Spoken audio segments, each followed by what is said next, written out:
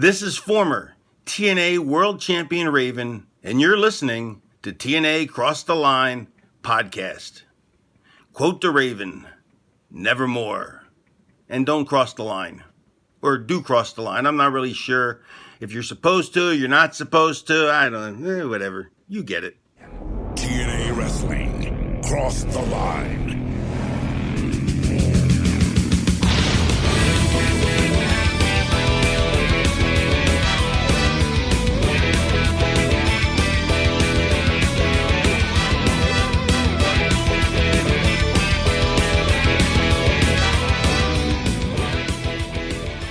Welcome to the TNA Cross the Line podcast. I'm Bob Colling Jr. And joining me through this journey through Impact, TNA, whatever you want to call it this week, is Dallas Gridley, a longtime fan of LOL TNA. Dallas, what is going on?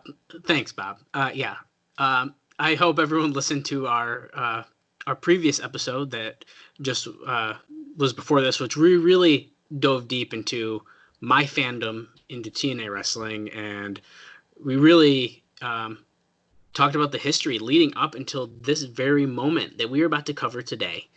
To watch the very first pay-per-view, we talked about a lot. I think we went an hour and a half at least, I believe, in that episode. So yeah, I think it was just over him. Yeah, so we covered a lot of ground, and originally I planned for that episode to be under an hour, so that did not happen. But there was a lot. So yeah, I'm doing great. I'm excited about this show. How about you, Bob? Are you excited before we get into some other stuff here? Yeah, I mean, I'm really curious to see how it holds up. I mean, I haven't watched this in probably 10 years, to be quite honest with you. I've reviewed almost the first 2 years for wrestling recaps in text form, but whenever I watch them, I don't necessarily go back and rewatch them or even have it on as background noise for whatever reason. And then when we were discussing this as being a potential idea, I was like, well, there's no reason to have it as background noise because I'm gonna be watching it again. So it's different with like WCW and some, WWE pay-per-views where I can just watch them over and over again. For some reason with like TNA and other independent companies, I don't have a tendency of just putting them on for background noise. I don't know why, but I don't. So I don't know. I feel like it'll be interesting to see what I maybe liked 10 years ago, if that holds up now. With IcoPod, with Austin, that's proven many times over that what I liked 10 years ago has not carried over. Yeah. Yeah. No, that's a good point. And, I think, I don't know, maybe it's just for me. I find it hard to put something on as background noise when I know there's at least some decent matches. I don't know. It might be different for you, but like for me, if I'm like, oh, that match sounds real good, or I know it's good, I need to watch it. I can't just, I'll half watch it. It's really tough for me. So I probably have like ADHD because Sarah one time was making fun of me. She was like, Bob, you have something on the television. You have something on like the VLC player or whatever. And then she's like, and you have YouTube open. And I was just like, I don't know what I'm doing. I'm just consuming so many different things. Yeah, no, that's crazy. But so I don't know if we really talked about our general format too much on our previous episode, because really we were just talking back and forth and just kind of going over some stuff. So what we're trying to do on this, we're going to be doing a watch along format. We're not necessarily using the Impact Plus app, at least not yet, but maybe eventually, because we do really want to make sure they're not edited. We want to get all of it out of these pay-per-views as we can. That being said, if you do choose to use the Impact Plus app, you should be able to follow along fairly seamlessly. But if you notice something and we are covering it and you're not seeing it, let us know, because I think that's going to be really interesting to find out, because I haven't found a really great answer if or what has actually been cut from that app. Also, on these episodes, Bob is going to be going over some independent wrestling of what people we see on the shows are.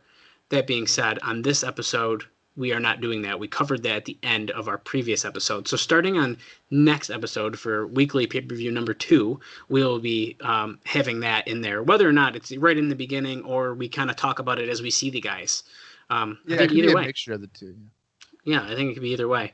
But also, just like we do over on our other podcast, IcoPod, we will be going over Wrestling Observer notes of things that are, of importance. And this being the first episode, there's a couple notes. And then I do have a fun little interesting fact and story from the History of TNA Year 1 DVD that they released in 2007 that I'm going to bring up. I'm saving that for right before we press play so we can relive the moment just like they did. So that being said, let's get into it. These observer notes are from June 17th, 2002. They are from 2 days before the first ever TNA pay-per-view. So there's a lot of hype going on. We're leading up. We know the name. We got the name. We know who's running it. We know some of the matches. I'm sure there's going to be plenty of surprises on this show. We've both seen the show. I haven't seen it in probably 10 years too, though, to be honest with you. Because there was a point in time where I did try to go through and watch all of these, and I think I got to episode 8. So I'm... Even a diehard TNA fan couldn't Hey, man. 10 episodes. No, it's not that I didn't want to, but when you watch wrestling every day of your life, it gets sometimes you just gotta take a break. And I think you asked for your DVDs back, but Well, you know what? You probably had them for like 3 years and you hadn't made any progress with it. So okay, I don't want to hear it. WCW magazine. Oh, I thought you sold my magazine. I gave them back to you. Yeah, we got it back. Anyways, so Meltzer starts off here by saying, to say that Jarrett Sports Entertainment's new NWA-TNA promotion is bucking long odds is putting things mildly. So we ain't feeling too hot still. So we got the debut show on 6/19 on pay-per-view in the United States. Although not all cable systems are carrying this show, they don't have deals with either Cablevision or Dish networks in the U.S., but do have DirecTV. This should cut their universe down 35 to 40 million homes from the nearly 50 million homes that have pay-per-view access. So they're losing 10 to 15 million homes by not being on these other, having deals with these other networks. So that's not good.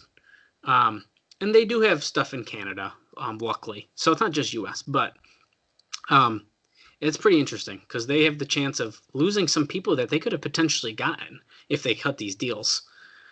Which could be the pay-per-view. This doesn't mean it's necessarily TNA's fault. It could be the pay-per-view providers.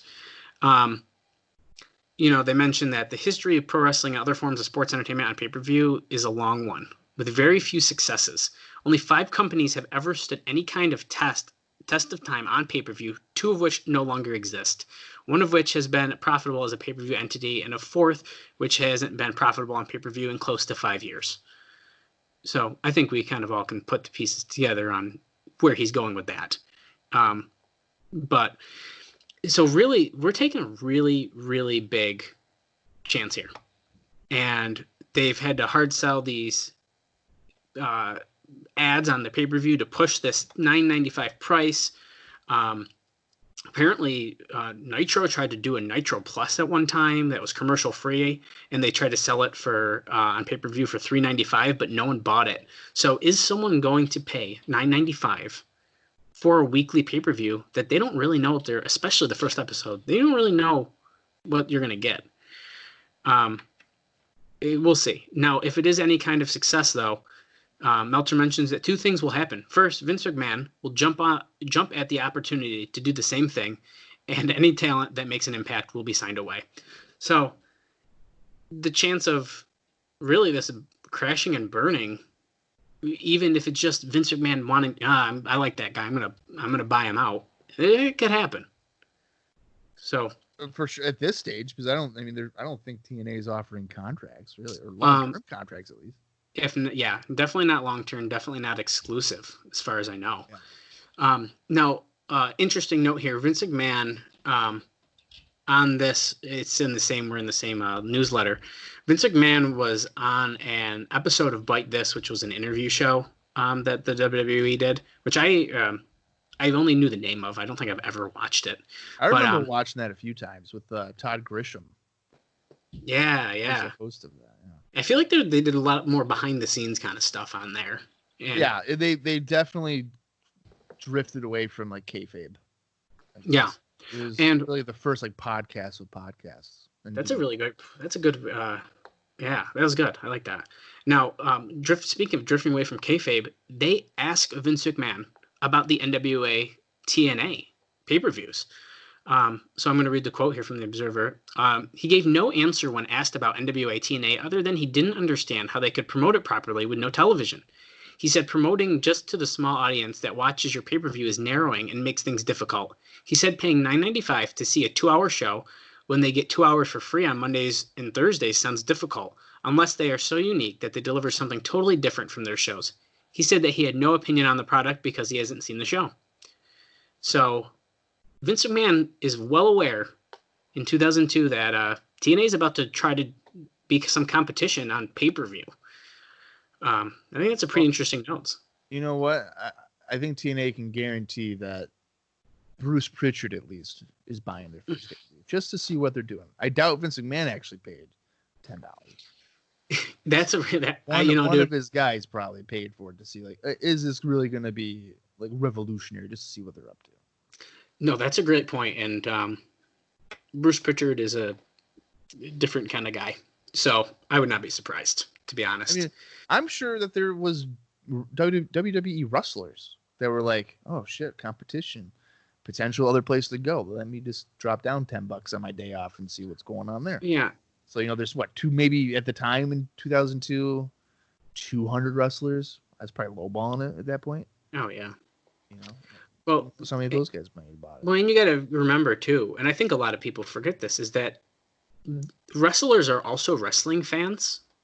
Like I feel not necessarily true. There's been several wrestlers who are not wrestling fans. They're in money.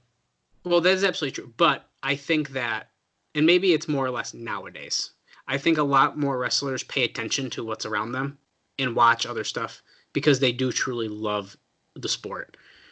Now, maybe in 2002, that definitely, I could see it definitely swinging the other way, as you just mentioned. I mean, there is plenty of people who are in it for the money, and I don't blame them. But, so, I don't know. It's interesting. I think I mentioned it on our last episode, but Apollo quit the IWA for TNA. He just no-showed the weekend. We briefly mentioned he moved to Orlando, and there's that. He's just like, I'm not going to the show. Also, it's noted that Low Key was in, I think it's Japan, the 01 promotion. Yep. They mentioned that they're interested in Low Key, and they're interested in, and he has interest in working in the NWA, which I think was brought up also in the last episode. So Low Key's name keeps getting brought up. Now NWA-TNA has made some changes for the better in their theory of doing the taped and also touring, and also like they kind of didn't know what they were going to do. Taping an hour and an hour after, an hour before and an hour after. Then they wanted to travel, but that means they'd only be traveling every other week. But then where are you traveling to? I think it was kind of all up in the air. Well, they mentioned that doing the idea of doing 2 shows at every taping has been nixed, as well as the touring. So they're no longer doing that. The plan is to tape 2 shows on 9/16 in Huntsville, Alabama, and then starting on July 3rd, which Meltzer writes, isn't that a bad night for a pay-per-view or what? Being 4th of July, right? The day after, and they'll be starting on that show. They'll be running every Wednesday night at the 9,000-seat Nashville Municipal Auditorium. So they have found their home, and they haven't even done their first show yet. So it seems like they've probably crunched some numbers and, kind of realized maybe we need to figure out what we're doing first and see if we can get some attention on us.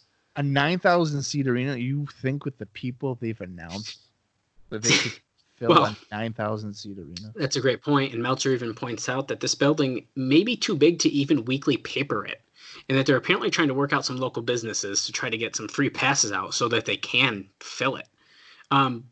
But yeah, if they're struggling to sell 300 tickets for this first show in Huntsville, maybe it's because it's in Huntsville. I don't know. That I think this has to do with, they mentioned the disaster of attempting to sell tickets in Huntsville apparently made them realize the idea of booking a mid-sized building and selling tickets wasn't going to fly. So yeah, and this was mentioned before. It's brought up again. Why don't they get an 800 seat building? They could nicely decorate it to make it look like an old time studio. Wow, this is sounding like something that's happening nowadays, doesn't it? Yeah. And they could have the same... NWA, no less. Yeah, isn't that? Oh, that is hilarious. And then they could, come across having better matches and blah blah blah. So we have some more people that have been added to the Battle Royal, officially announced. I don't believe these are spoilers. I think we talked about most of them last time. Rick Steiner, Conan, Steve Corino, Norman Smiley, Devin Storm, Vampire Warrior, as we all know, David Heath, Gangrel, K Crush, Ron Killings, or K Quick in the WWF have all been added to that Battle Royal. They've also announced that this is funny, that the Women's Battle Royal is going to be a lingerie Battle Royal and will be taped on the same show on June 19th, and it's going to air on 6/26. So Bob, we have a lingerie Battle Royal to look forward to. I'm sure it's going to be wait for that. Fantastic. The Cruiserweight title is going to be put up in a 6-man one-night tournament that's going to air on 6/26 also. So they have a mini tournament for the Cruiserweight title. It's Jerry Lynn, Low Key, AJ Styles, Sonny Siaki. I'm going to botch this one. Is it George Estrada? I believe. Jorge. Oh, that's what I thought maybe it was going to be. Jimmy Wang. Yeah, Jimmy Yang. Sorry. Jeez. And it says, geez, King of Indies and Ring of Honor blows that away for talent. So they do. I mean, not even close, really. And a couple of those guys are in Ring of Honor. Which is, I think, why that comparison is brought up, because what's going on. Also added to the Legends list, which I don't remember seeing an actual reported list of Legends who are going to appear yet, but Jackie Fargo is going to be there. So get ready for that. Among others that will be at the first taping include Lenny and Lodi as the Rainbow Express, managed by Joel Gertner. There has been at least talk of Ron and Don Harris as an APA-like tag team, which will have a guy in drag as a manager, with the gimmick that we all know it's a guy, but they think it's a hot chick. Oh my God. So digest that for a second. Ron and Don Harris with a guy in drag as a manager, but they think it's a hot chick. That's awesome. It's ridiculous. That's awesome. Christian York and Joey Matthews, which we know, David Young, The Dupes, Psychosis, Mike Staples, Chris Harris, Daphne, and Yanni, Jerry Lawler's valet. Is that how you say that? Joni? Yeah, yes. That's how I'm gonna say it.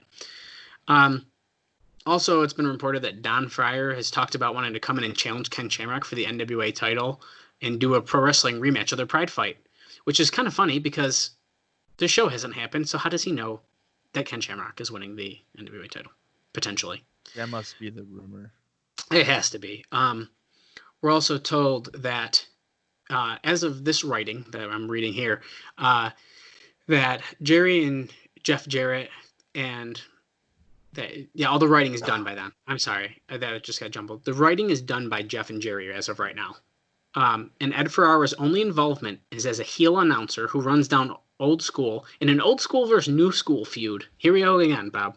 We just talked about this in the last episode. They keep talking about this old school versus new school feud on commentary. It sounds absolutely ridiculous. Now this is funny, and not funny in a good way. I don't think this is very Russo-esque, I would say. So Mike and Todd Shane are going to be Richard and Rod. So just think about that for a second. Dick and Rod. Yeah. As Melterites. Yeah. With Mortimer Plumtree of Steel Domain Wrestling as a manager. And then they also say this group got the XWF costume designers to give them a costume with the idea they'll look like giant penises. We can just leave that right there. They haven't even had a first show yet, and they're coming out with gem ideas. You got the Harris brothers who think this chick is hot, but it's a dude, and then you have two guys who want to be dressed up like they look like giant penises. You have to be kidding me. Oh yeah, it's unreal. As the Shane Twins, the two did win the NWA Tag Team titles from the New Heavenly Bodies on June 8th in Lima, Peru. Who cares? They're giant penises. Well, that was before. No, that's the penis is coming after. Yeah. But so apparently this group has control of the titles for this show. I'm interested to see what I don't know if I remember that or not. So I'm interested to see where that's going to lead. Wait, so they're the NWA Tag Team Champions? Apparently they have the NWA Tag Team titles. Yes. Wow. All right. So I wonder if that's like mentioned. Yeah, so that's what I'm curious about. I'm wondering if they're going to strip them and do a tournament, or if they're just going to start out with tag well, that's team. their trend. They have a battle royal, and apparently I don't know why they're rushing this stuff, like the one night cruiserweight or what X Division. Well, yeah, there's no reason to rush it. Yeah, just space it out. I guess if it was a regular TV show, you would space it out, but maybe they don't want to. Like the first, like I guess who would really watch the first week of the tournament if it's the first round? I mean, you might want to watch the semifinals and finals or something. But that's true. But see, I guess having a bigger tournament, though, you have more talent to bring, more opportunity to bring in different talent that might only do a one-off and just lose a match. And yep. It's tough, though. It's tough. So now it's being reported that talent without name value, or at least some, are working on $300 per show guarantees, which doesn't include transportation. Top guys seem to be making $3,500 a week, which is a great job. $3,500. Yep, which is a great job working one day every 2 weeks as long as you can get it. I'm sure you'll get a kick out of this one also. There was also thoughts of characters mocking Stone Cold Steve Austin and Triple H, including Austin Suggs as Austin and Triple T Trailer Park Timmy. But that's not happening, they decided. So they're not doing that. Besides them announcing matches, the only other things, 2 more notes here quick before we got a fun story to kick us off. Shane Douglas was offered a spot, but he had the demand that they do not use Francine because they had a falling out in ECW, and they decided that Francine was more valuable of the two. So, and then Meltzer writes, I guess the time will tell if they made the right decision. So I've never heard of Shane Douglas not wanting to work with Francine. It just seems like it's always been presented that they were friendly. Yeah, so I mean, Meltzer wrote that there was a falling out from the ECW. I wish I knew more about that because I'm curious too, because I don't know if I've heard anything like that either. But and also apparently Disco Inferno is now questionable. He hasn't decided whether or not he wants to come in. He was on the original list for the Gauntlet, but apparently is up in the air at the time now. So he just doesn't know if he wants to do it anymore. What? Really? I would imagine, I would have pictured him as someone who would be in there, no questions asked. Right? Disco Inferno has standards of where he'll wrestle. Who would have thought that? Yeah, Disco Inferno of all people. Yeah. It's ridiculous. Okay, so to kick us off here, right before we click this play button and start reviewing the show, we have a very interesting, fun story. We briefly mentioned it on the previous episode, and I learned a lot more about it on the History of TNA Year 1 DVD, that 10 minutes or so before they were about to go live on pay-per-view, the ring broke. So they're about to go live on pay-per-view for their first show, and the wrestling ring breaks. So that's like catastrophic. Like that could really just derail the entire thing. That's a worst case scenario right there. Oh yeah, it's awful. After the ring break. Could you imagine that? Your first show, you've invested all this money. It's been a pain in the ass for the last 3.5 months roughly, and you're like, okay, guys, go time. Hey, yeah, no, the ring's broke. What? Like what? Yeah, we're going live. No, it's broke. Oh shit. Yeah. So apparently here, so there's 2 dark matches. I can just mention them right now because technically they happened right before this. Apollo defeated David Young, and Cheeks defeated Frank Parker. Well, screw you, Cheeks, because your ass broke the ring. Yeah. So it is said that, Cheeks, Jeff Jarrett said this on the thing. Cheeks weighed about 450 pounds, and that the ring was constructed was a WCW ring, and it wasn't in horrible shape, but it wasn't in great shape either. So basically, I believe what happened is that Cheeks ran and did like a splash in the turnbuckle, but that snapped one of the cables. I believe one of the cables under the ring, and it snapped it, and the ring essentially broke, like fell apart, because there's cables under the ring that kind of hold it tight together. So holy shit, this happens. And that's also mentioned here on this DVD. Don West mentions that he used to have like anxiety attacks. And 2 hours before the show, he had a full-blown anxiety attack. He was so nervous. He finally was feeling good, and they tell him the ring broke. So it's like they start to struggle. They're like, okay, they were going to start it off hot with a really good match.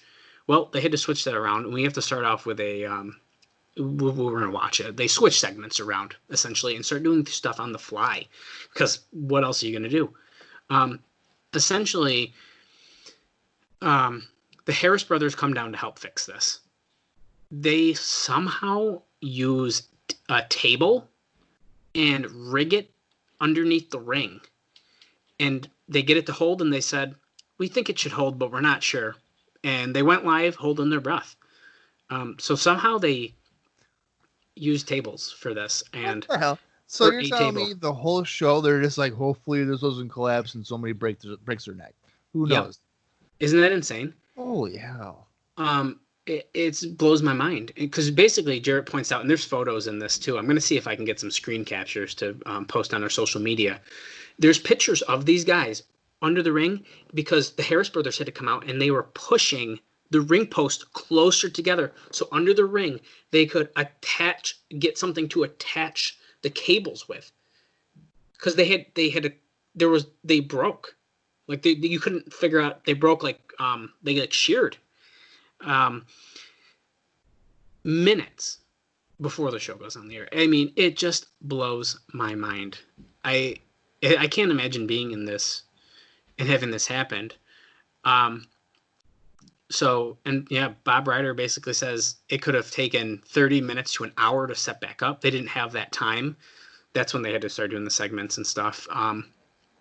And here we are. We're about to go on the air, and they mentioned Mike Tenay and Don West were going to have to talk more. They just have just the camera on them right in the opening. Yeah. Because Tenay said originally he was supposed to do some intros and stuff like that. But yeah, so that happened. Day one, TNA's off to a great start. If that isn't a sign of things to come, I don't know what is. Right. Well, Bob, here we are, June 19th, 2002 at the Braun Center in Huntsville, Alabama. Nearly 18 years ago, in the week that we will be releasing these 2 episodes of our podcast here. Maybe that was planned, maybe it wasn't. I don't know. Who knows? But nearly 18 years ago to the day, I'm super excited about this. I don't know. I think unless you have anything else, I think we can kind of get right to this, and we can kind of get to it. Yeah, I got nothing else. I've been looking forward to this for a little while now. So we're obviously on all zeros here. So I'll count down from 5, and then we'll just get this show finally on the road. So let's cross the line. Get it? The tagline of the show. Okay, anyway. 5, 4, 3, 2, 1, play. Okay, so our intro here is very old school. It's got some statues, some old school wrestling playing in the background, and there it is. The trademark explosion. NWA-TNA, total nonstop action. I'll tell you right now, this looks like graphics you would see in 1985. Yeah, it's very interesting, the little explosions and stuff like this. And look, we're getting some pyro to open up the show. And now, Bob, if you look here, in a second, I don't know if that guy walking away right there is, but they do mention on this live broadcast, we will be able to see the Harris brothers walking away moments after fixing the ring. They literally were fixing the ring as we're going on the air. So I'm not sure if I saw it right away here, but they show it on the DVD. Okay, I mean, because the person that was walking away didn't look like it was one of his brothers. Here we go. Don Wentz. He's like, we're making history, getting ready for some total nonstop action. He's going to introduce his co-host or cohorts at the announce table. And he's got an interesting choice of a shirt. He always did. That's like Ed Ferrara has just been announced as to be joining him at the commentaries table. How do you feel about this stage? Oh my God, Ed Ferrara. Are you ready for? Oh, there they are, Bob. You can see him over there fixing the ring. Yeah. He looks awful. Is he wearing like a leather? Yes. Everything? What is that? He said we were talking about TNA and blah blah blah. He said we're going over to our other cohort at the announce table, the Professor Mike Tenay, who's already sitting down, probably because he didn't want to walk his ass down there. And there he is. There's Mike Tenay. I'm sorry, but he just comes across like a nerd. Well, he is. Yeah. He's the Professor. So we're all about total nonstop action. It's a very special evening, he's saying. I don't know about you, Bob. I think we've talked about it off air or even on IcoPod, but I'm a big Mike Tenay fan. I'm a fan of him in regard to like being the historian. I don't know how I feel about him as a play-by-play guy. I know as we go through this, like him and Don West, especially over the top. Yeah, dude, absolutely. But something about that really resonates with me, and like Don West screaming and losing his voice is something I love. Well, you know what? With Don West though, I think it's like genuine. It does really feel genuine. Yeah, like I think he's like really blown away by what he's watching. So we are going over our main event tonight, the Gauntlet for Gold, for the NWA Heavyweight Championship. It's a battle royal over the top rope. Every 90 seconds, I think it is, that someone comes out. And then at the end, traditional NWA rules, as we've mentioned previously, pin or submission only. So we're making history tonight, folks. All because Dan Severn didn't want to work the show. Absolutely. They had to strip him right of the belt. Do you think if he works the show, who the hell would he have defended against Ken Shamrock? Was that? I feel like they would have had to, and honestly, I could see that being a draw potentially. Yeah, I mean, 2 UFC fighters now fighting in the ring. I mean, I know they did it WWF, I guess, in like '98 or whatever, but they could have drawn. I think that would have been very interesting. Would have been interesting. Okay, so Don West is sending it back to Jeremy Borash in the ring. We're gonna do a Legends little ceremony or introduction to what's the word I'm looking for? Represent some of the legends of the NWA. Classic. There they go. There they go. We're running away. They just fixed the ring. Well, you know what's really funny is, your name is Total Nonstop Action. You're starting off with a talk segment. Now, once again, which wasn't the plan. I know that. Yeah. That's just kind of a irony. Oh, hey, we got Harley Race. Now, as Harley Race is coming down, Bob, you did ask me about the stage, so I meant to comment, but there's too much ridiculousness going on with Ed Ferrara's leather suit. Well, that's pretty distracting, yeah. Yeah. I don't hate it. I don't love it. So it's pretty bland. Like it's kind of, there it is. Now, if you do look at it, they're going to kind of keep a similar design for a while, because we do have 2 entrances, which will eventually turn into tunnels. Now, this stage does look very Japanese to me. We got Terry Funk. Is that who this is? That's Dory Funk. Dory Funk. I couldn't hear what Funk they said. Dory Funk Jr. Yay. Yeah, it's very Japanese to me because, like I even just recently, some of the Wrestle Kingdom entranceways have lifted sides that kind of come into one before they come down. But yeah, I mean, they do much better. Jackie Fargo. He's strutting. He looks pretty happy to be relevant right now. Oh, yeah. The stage is very thin, though, too. We're at the part where they come out, I'm waiting for one of these old guys to fall down and, like, break a hip or something. Yeah, I mean, it's really unfortunate that the ring broke, because I'm going to be honest with you, this is kind of a bummer of a start. If I'm tuning into a new wrestling company, I would want to see what their original plan of a really fun, fast-paced match or whatever. Absolutely. Bullet Bullet Bob. Bob on. Yeah, jeez. He The has Patriot. looked that way his entire life, I feel like. I was gonna say, I feel like hasn't changed much.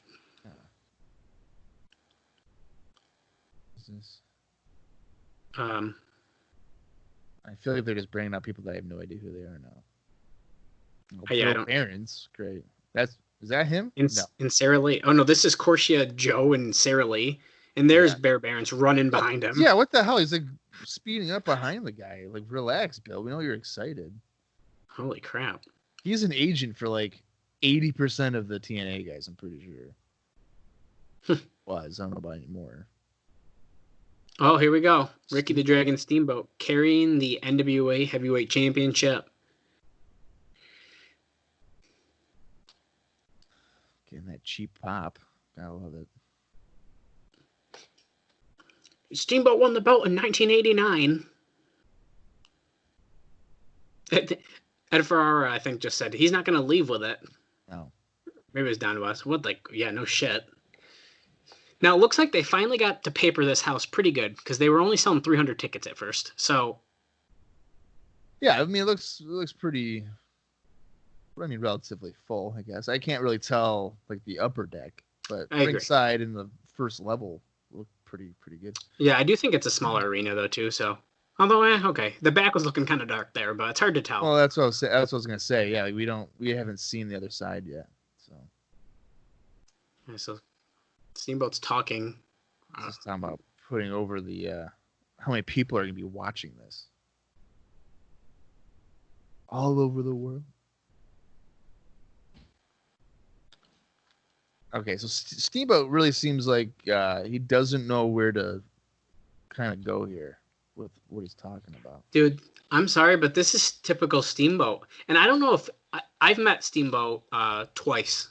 And I feel like both times he kind of talks like he doesn't know what's going on. And I don't mean that to be rude. And I know he's getting older, but he kind of just talks and he doesn't know where to go. Like, I'm pretty sure once when me and Austin met him at the ECW arena, which is odd to think about, he kind of was talking to someone, which he's being very friendly. He's a really great guy, but he was talking and talking and talking. And, like, someone had to tell him, like, hey, there's a line, like, building up because he was talking to this guy for so long. But I like Steamboat. I think he's cool. Yeah, I mean, he's kind of like Flair for me. He's hit or miss in terms of in-ring, which I'm sure some people are going to be like, what the hell are you talking about? But Steamboat's like a good seller, but I think offensively he was kind of bland. I think there's definitely examples of that. I mean, we've seen some not so hot matches even on some of the WCW shows we've watched together. Yeah. Which, I mean, we'll no longer see him because at Fall Brawl 94, that was his final appearance, really. But that's a shame, yeah. Gauntlet for the Gold. So he's really hyping the main event that 20 people have been selected for this match. Or begged. Please be on the show. We'll give you $3,500. Hey, no, some of them only got 600. Or 600, right. Oh, and then he's apparently being the special referee for those final two wrestlers. Which is something he's done on the independents for the next 20 years. For a lot of high-profile matches. What's this? Oh, Jeff Jarrett. I think this is we got some music. I like Jarrett's TNA music, at least. I was going to say, I was trying to hype it up like I didn't know whose music it was. But Jeff Jarrett's TNA song is fucking awesome. Yeah. And I'm a really big fan of it. So here comes Jeff Jarrett. World. It's my world. The Gauntlet for the Gold. Okay, so he's just describing us the match? Oh, he's not a fan of this. No, said it's a bunch of crap. Did you win the title in a stupid battle royal? No. Well, he also didn't book the stupid battle royal, so that's true, right? He's just there to hand the. TNA giving us facts about when Dory Funk won the title, like we care. Good Lord. He wins it man to man. Oh, Fargo is going rogue. You shut your mouth. He's shooting. It's going to be Jarrett and Fargo in the main event tonight. Who would have thought? I don't want to hear that. I'm going to shove some doo-doo. Oh, he's doing the strut. Wow, Tanae's hyped about the strut. It's already overkill, and we're 11 minutes and 11 seconds into this show. Literally. The strut! Oh my God! Jackie Fargo! He's barely holding the mic to his mouth. He really is. He's struggling with that. And he's just said that, let's see if Jarrett can beat the other 20 people, but Jarrett's included in the 20, so he'd have to beat the other 19 guys. Jackie Fargo. There you go. Jarrett said it right. He's going to kick 19 other asses. The problem is, like, you watching this, like, if I bought this show right now, I'd be like, fuck, Jarrett is going to win. Right, yeah, like, that's the vibe you would get from this. Because the end of his even WCW run, that dude was on top. Who we got here? Is that? That is. Yep, Ken Shamrock. Kenneth Shamrock with some great sideburns there. Well, so crazy to think about right now. Let's put this into. Well, let's hear what he says first. He's saying. He's not a fan of this either, but it sucks. No. That's so funny. On the go side. This whole match being champion, I hate it. What the fuck? So, he's not whipping number 19. That's him. So, we might have just got confirmation that he's coming in close to the end of this. Well, is that what we're led to believe, or is he just saying that, hey, I'm one of the guys? I feel like the way he said it makes it seem like he's coming in later, but I guess that could be wrong. Oh, look at this. You want a war? You got a war. It's dude, like in 1996 all over again. Scott Hall's coming through the crowd. In a t-shirt and sweatpants. Right. He must be interrupting Steve Dahl and Mike Enos here on Nitro. Right. The crowd's going. The crowd is going nuts for him. Well, it's funny because if you saw some of the people who didn't see him right away and they turned around, they flipped. Yeah. He's like, yo, cut my music, Chico. Yo, Chico. This is the cue. Hey, yo. I love it. Huge That's the pop. best part of Scott Hall right there. Don was just like, the toothpick. Honestly, you know what? I would maybe have given. I might have Hall go over tonight if I'm booking this. I honestly, he hates it too. No one likes this match. You want to be NWA World Champion tonight? No, I hate this. This blows. He's like, but quit crying about it. Okay, so we went from a pretty boring opening segment to bringing out some big stars and getting a little more excitement. Sure. I almost look at it. Oh, okay. Scott Hall is officially in the match. Jarrett's like, what? This is bullshit. I mean, I paid for your trams and your plane ticket. I mean, I knew you were going to be here. This is bullshit, though. I can't believe you're in the match. I like the two fingers. You're going to regret being in this match. Is Fargo going to be in the Battle Royal, too? I hope so. Be great. All right. So, probably the top three guys that could potentially win this match all have said that they hate it. Whoa, what is this? Oh, that's Goldilocks, right? Is it Goldilocks? It is Goldilocks. Oh, you want to talk about TNA? Oh, I thought she was going to whip out her tits or something. Oh, it's Puppet, the original. Midget Killer.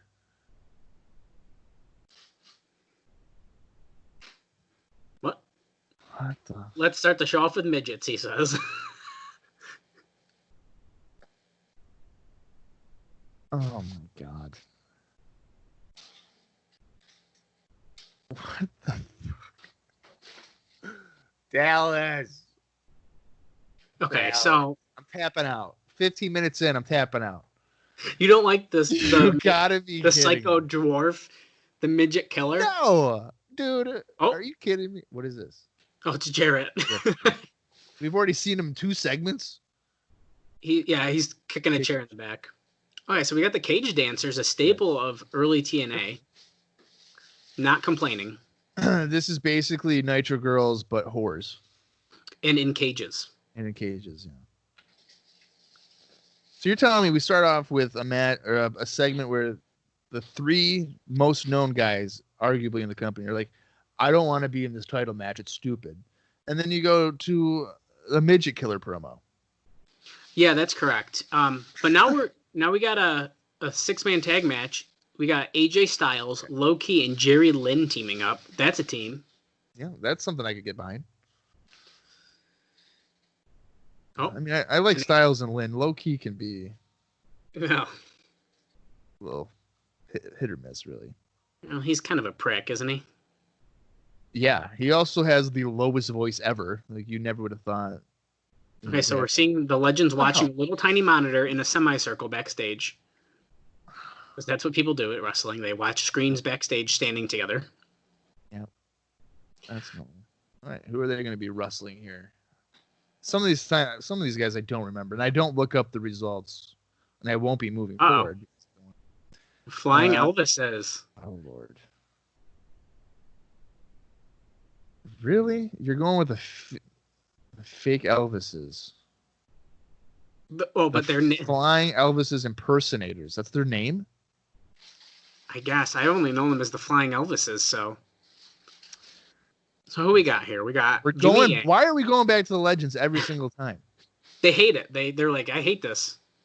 But is that how we're like being programmed to understand who we like and don't like? Is judged by what Jackie Fargo thinks? I guess so. Yeah, so as you mentioned, this is Jimmy Yang and Jorge Estrada and Sonny Siaki as Elvis impersonators. You have to be kidding me. Well, why not? Why not make three multi-ethnic people Elvis? He looks just like him. That's got to be the joke, I guess. But I don't know. I don't know what the joke is here, and I don't get it. But, okay, so this is pretty interesting because we have three people who are dressed like they're going to kick your ass, and then we have three people dressed up like Elvis. Well, yeah. I guess making people Elvis, you can make people hate him easier, too. It's like, I don't like how you're dressed. I guess. Low-key, AJ and Lynn want to do handshakes, but the Elvises are like, no. I'm interested in that. Oh, now they're attacked from behind. Great. So you're just going to piss off a Low-key right to start off the show. Perfect. Ralph's going for the belt. I think, is that Slick Johnson? Yeah. Judging by his reactions already, I can tell that. That's why I thought it was too. Slick Johnson's notorious for overreacting to moves. Okay, so we're wicked hot right now. Lots of stuff going on. Lynn jumped from the top rope to the floor. Low-key did a suicide dive. Styles is in the ring with Jimmy Yang. Yep. Nice power slam there. Really fast action. Now remember, this was supposed to open the show originally. They're wrestling on a broken ring. Yeah, I mean, Styles mentions in that DVD too, like, they were told, like, okay, the ring broke. We were going to use the ropes a lot, but now we can't, like, jump off the top rope and everything. But, like, now we're not supposed to, we should be careful bouncing off the ropes. So It's pretty interesting. That was a nice suplex there a few seconds ago by Yang here. Now Jerry Lynn's involved. Former ECW World Champion. Yeah. Tilt the world. So they are talking about the tournament next week too. The cruiserweight, or I think at this point we know by now that it's the X division. I could be wrong about that. Oh, yep, Mike Tenay just mentioned it. Yeah, so I would hope they would know the name of their own championship belt by having airtime. Tornado DDT out of the corner, and Yang no-sold it by landing on his feet off of a flip. I don't know if I like that. That's a bit annoying. Oh, he just backflipped off of Jerry Lynn's body. Yeah, but I'm really kind of irked by the no-sell and tornado DDT, if I'm being honest. Yeah, but look, I already forgot because we're moving so fast. There's so much action. I have not forgotten. I'm going to be mentioning that for the next 15 episodes. You probably will. Siaki with a missed somersault leg drop. Siaki out of the three is the one I'm most interested in seeing how he progresses, because I don't remember. That's scissors by Jerry Lynn. Loki's like, dug me in. Dug me in, Jerry. Wheelbarrow Bulldog by Jerry Lynn. 1, 2. Oh, Siaki kicks out at 2. Finally, Loki gets his damn tag. He's pissed. Waited too damn long for that. Just going to beat on Siaki with some chops. Watch out for the kicks here with Mr. Loki. He's been known to drive those suckers in. Yeah, right. I was just thinking that. Swinging neck breaker here by Siaki for a 2 count. Oh, he's pulling down the... He's pulling off his clothes here. He is shredded, I will say. The biggest guy out of the 6. I would have to say. Yeah, he definitely is. He with a kick in the corner. Siaki says, "Screw you. You're a little guy. I have muscles, so I'm going to put you down with a backbreaker over my shoulder." That was all right. Yeah. So that's like a 1 count right there. That dude kicked out wicked quick. He's like, nah, you didn't hurt my back. Loki doesn't sell. He might be 75 pounds, but he doesn't sell anything. Oh, Samoan drop and nice moonsault by Estrada. Springboard like moonsault there. That was nice. I usually call that a split-legged moonsault, but he did not do a split-legged moonsault. It was just a moonsault, really. Yeah. No, that's a good point. So they just mentioned that. I think they said that Dusty Rhodes trained him. So that's interesting. Sonny Siaki. Yeah. I can't imagine Dusty Rhodes really doing any of this. Oh, God. Oh, no. That was bad. Well, Estrada just almost murdered Loki with a neck break out of the corner and hit a standing shooting star press for a 2 count. But, they're really just doing everything in this first match so far. I feel like they moves and no selling, and it's good. I'm pretty sure they told them, like, you know what? Every single move you can think of, go out and do it as fast as you can. You guys got 15 minutes. Go. You know what? That would not surprise me. And here we are. He just did a receipt on Estrada with several kicks and then one right to the face. All right. Looks like Loki's trying to get a tag out here. I don't know to which one. Looks like Styles. Yep. All right, Yang and Styles. Oh, Yang with a weird-looking kick attempt there. Didn't connect. Forearm turns him inside out like he's Rikishi. Holy, yeah, literally. That was the Rikishi flip. Oh, AJ stop. Oh. Nice. I feel like yeah, so he jumped over into the reverse DDT there. I feel like he's hit that move maybe 5 times his whole career. So it's funny you mentioned that because I was just going to say, for a while, AJ would hit that move all the time. And then I don't know what happened to him, but he fucking misses it all the time now. Yeah. Yang just turned him inside out, though. But now Loki's in here. You don't do that to my friend. Oh, shit. Styles wasn't getting off the apron. He almost got it. Oh, Yang just got kicked off the apron to the guardrail. There's an interesting note, too, I just noticed. They covered the guardrails in, like, black, so they don't look like guardrails. Oh, yeah, they did. They draped something over it. Yeah. Which is like a tarp or something? It looks like some kind of cover, but, like, I feel like they're especially... Oh, here we go. Cradle Power Driver. I love that move. That was beautiful. He looks so good. But, yeah, during this time, I feel like that's not something you really see is, like, guardrail covers like that. Yeah. Siaki with a swinging neckbreaker on Lynn to take him out. Looks like we're going to go into a mad dash of various moves just to get people out of the way. Oh, here we go. Low-key springboard kick, but Styles got hit his own guy. Styles has got drilled with a kick in the corner. Missile drop kick by, I think that was Estrada to knock Key out. Or is that Yang? That's Yang. Yeah, oh, here we go. Oh, wow. That was nice. Yang time. And he pinned AJ Styles. Are you kidding me? Wow. Holy crap. Okay. What? I was not expecting that. I guess the miscommunication with Key and Styles kind of led to that, but no, that's true. So it wasn't necessarily a clean victory. I mean, he got hit by his partner.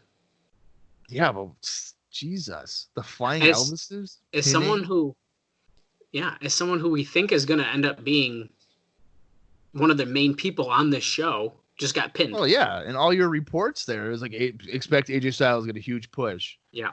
Maybe, you know what? Maybe TNA was like, oh, shit, Meltzer knows. Maybe we have him job out to Yang. That will... I wouldn't blame him. You know what? Honestly, I might do that. What is this? Yeah, right. So we had the girls again. Now we got next contest.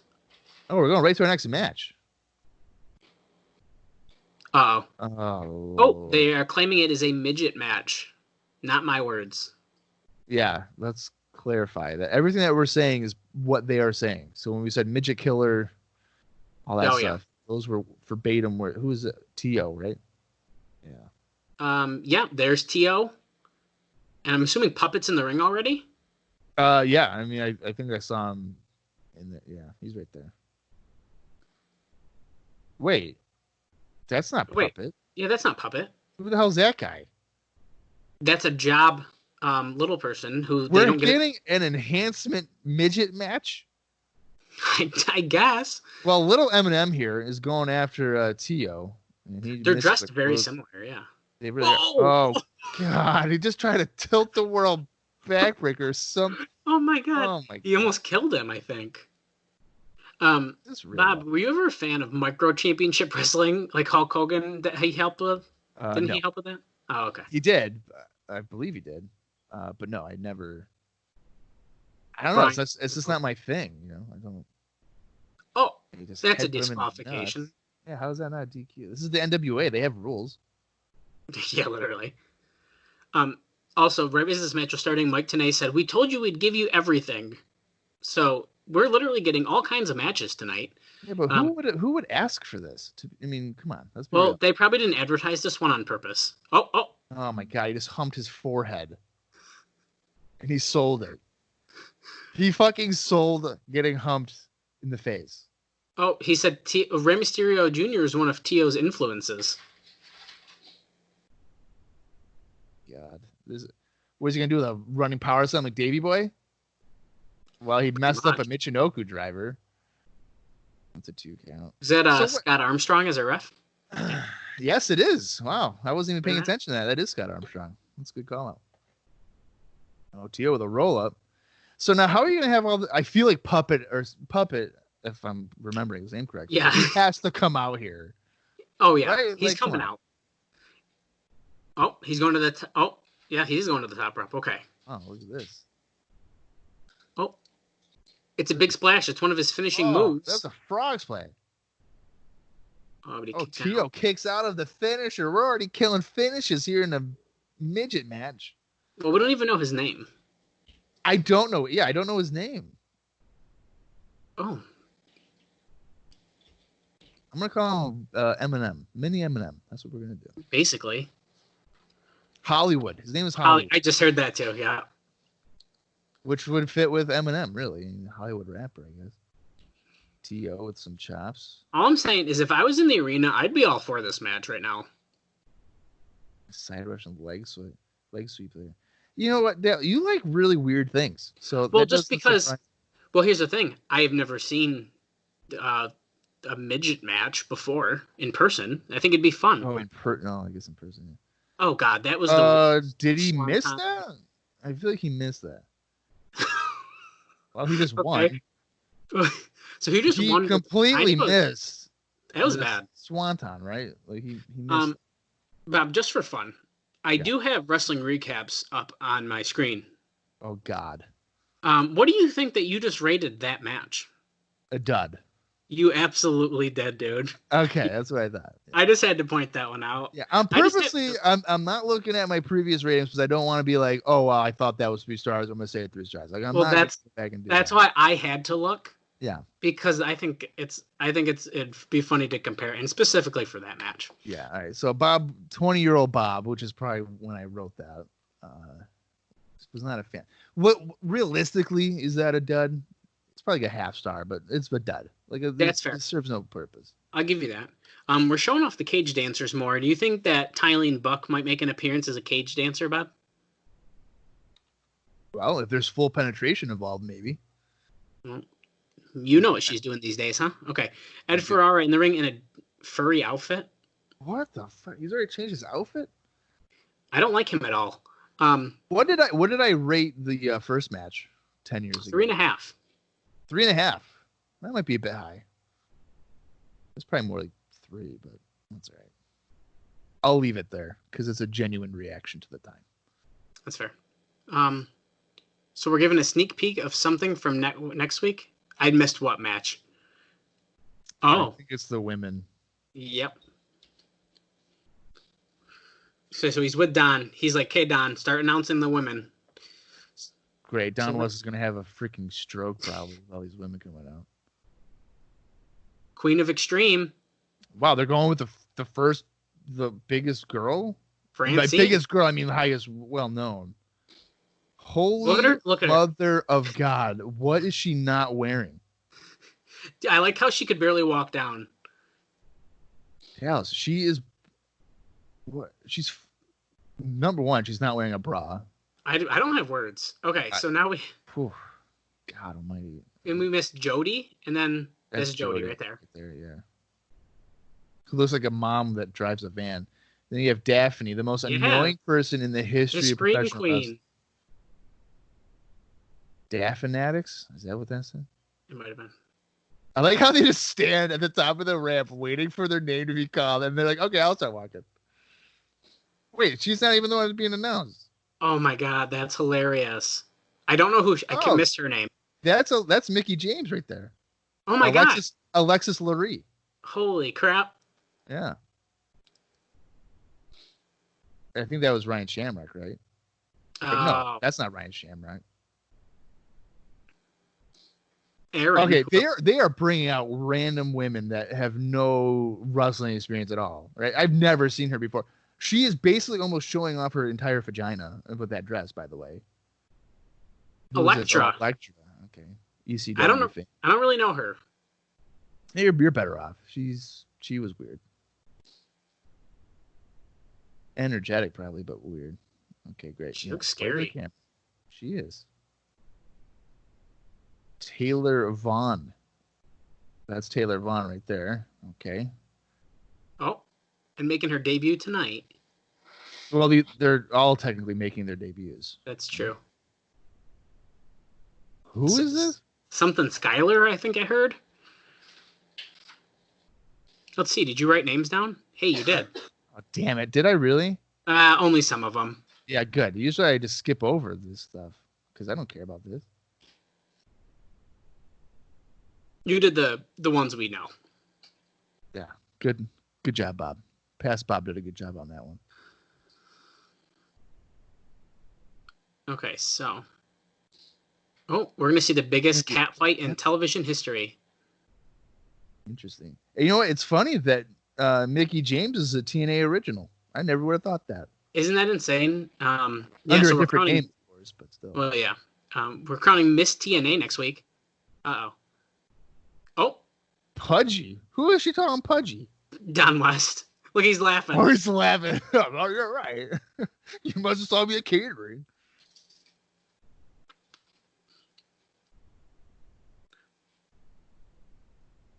None of them can compare to her. Well, she's right. I mean, holy shit. Look at her dress.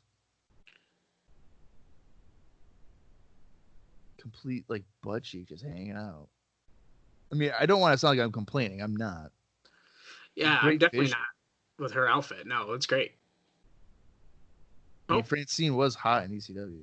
She's saying, what have you guys done for the wrestling business? Daphne's eyes bugged out. I'm a cruiserweight champion. That's what Daphne should have said. Literally.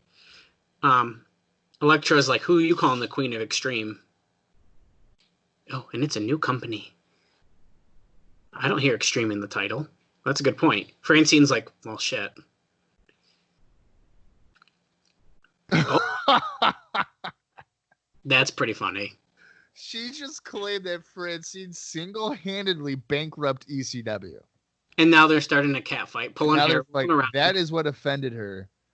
And now they are rolling around, exposing each other. Would she just rip off her top? Oh, okay. Okay. Don West is like, I'll get Ed Ferrara's jacket and cover you up. Shit. Why you gotta cover her up, Don? I know. She was showing less skin with her shirt off than Francine did coming out to the ring. Yes, you're right. Oh. Okay. Francine says she's going to do it to all of them this week. How did Francine do that and not fall out of her dress? I was just thinking that. Tape. They got that tape. So can't wait for next week. We have a lingerie battle royal, the name a woman Miss TNA for no reason at all. And Electra's pissed. All right, so they chose Francine over Shane Douglas for that. Apparently they did. All right, hopefully hopefully that was worth it. Because I feel like Shane Douglas would have been a great addition to that Battle Royal. Well, and if he's not there, who knows? I don't know.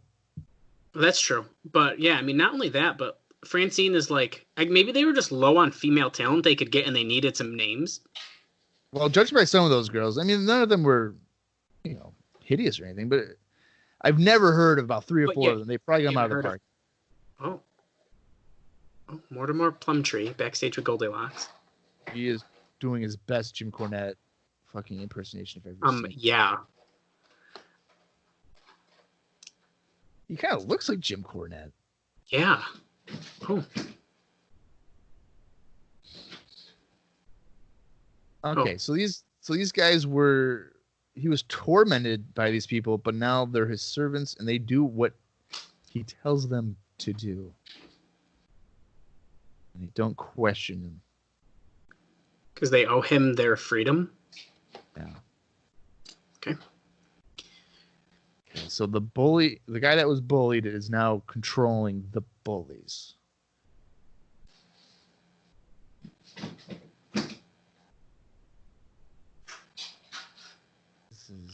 This is weird. He looks like he's like reading a script in the background.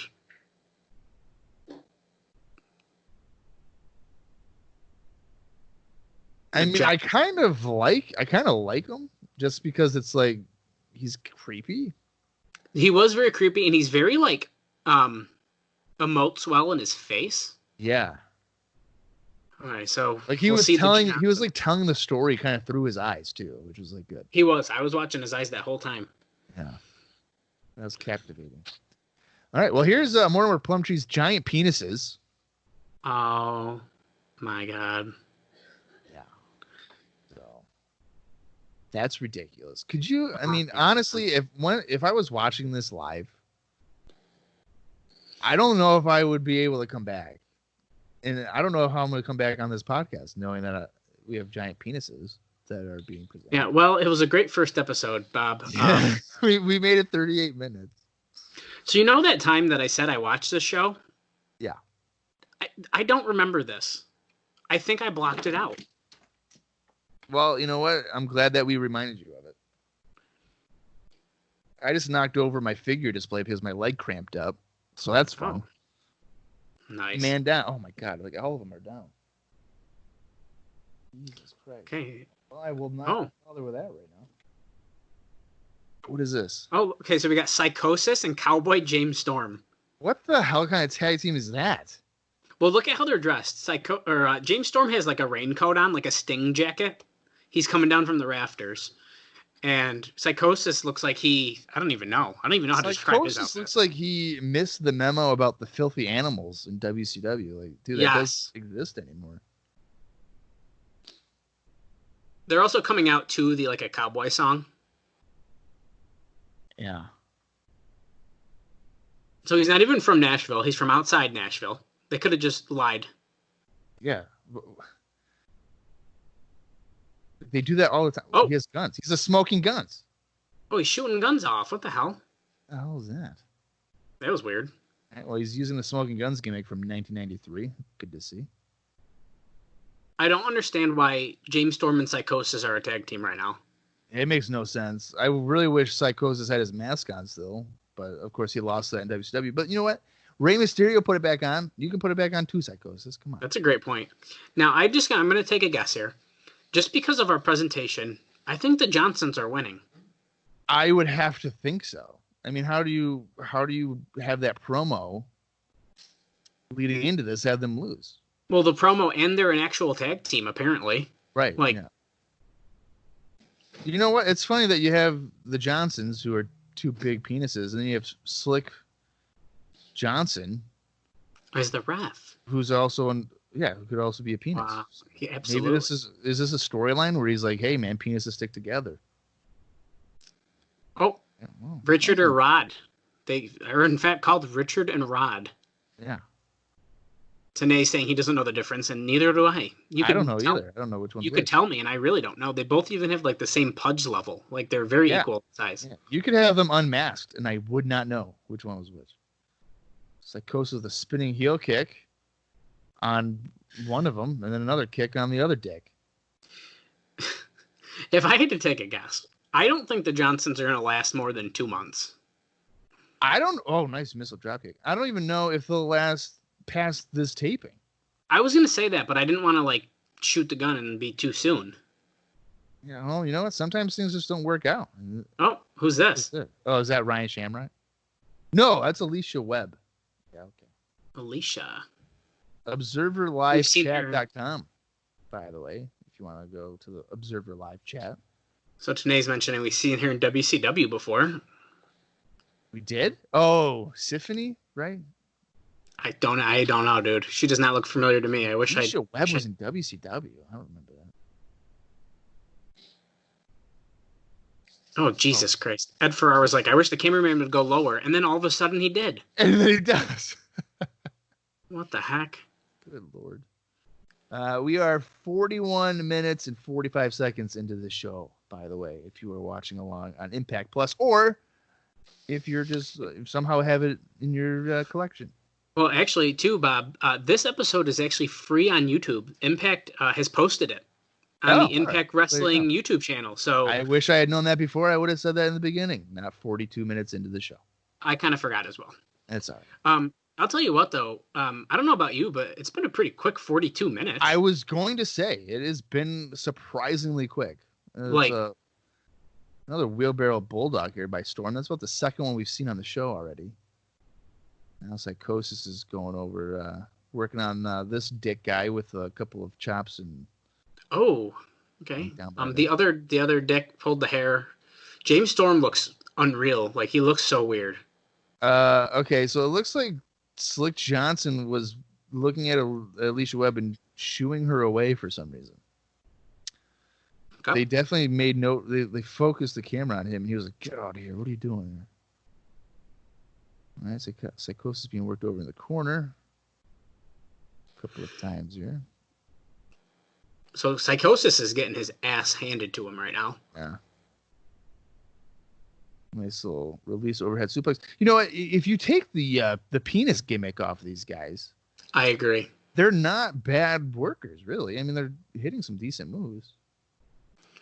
But they're just dressed as penises. Well, yeah, the outfits are just kind of ridiculous. I mean, okay. Oh my God, did you see the guy behind Alicia? No. I was actually focused on her eyebrows for some reason. I keep looking at it. I keep looking at those two. But yeah, I mean, I like the manager. I like Plumtree. I think I can get behind him. But their outfits, like, come on. Yeah, I'm not a fan of that. All right, James Storm getting the hot tag after Psychosis hit a face buster on dick number 1, I guess, penis number 1. And Hurricane Rana. You know what? When he did that, you know what? James Storm here kind of looks like Billy Kidman to me. A fuller Billy Kidman. I could see it. Oh, they tried to Irish whip Johnsons into each other, but they reversed. They have to win. Is this it? This has got to be the finish. Looks like a double sleep. Oh, okay. It was like a sleeper hold into like a belly-to-belly suplex. Yeah, it was like a Cobra Clutch overhead suplex. Yeah, but their heads were so close to the mat. I got wicked. Yeah, that was dude. Not safe. So Psychosis basically is. They're kind of both just acting like that didn't happen because they're both just beating the other one up still. Another no-sell. I don't know why they keep doing this. All right. Storm tried for a tornado DDT, and that didn't work out. He got tossed away. Plumtree with a trip. Storm's like, fuck you, man. But then the dick guy is like, you're done. Oh, is that TKO? Yeah. There you go. There you go. The Johnsons win with a TKO. James Storm taking the pin. Oh my God, the top of their masks is like the foreskin. Are you kidding? Unreal, dude. This is ridiculous. I didn't even notice that. It is unreal. When they came out, he's got foreskin.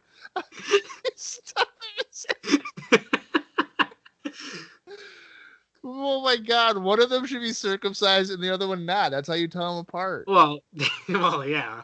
Well, Slick Johnson's getting annoyed by Alicia Webb here. She's kind of flirting with him. Oh, wait. What? He just paid her.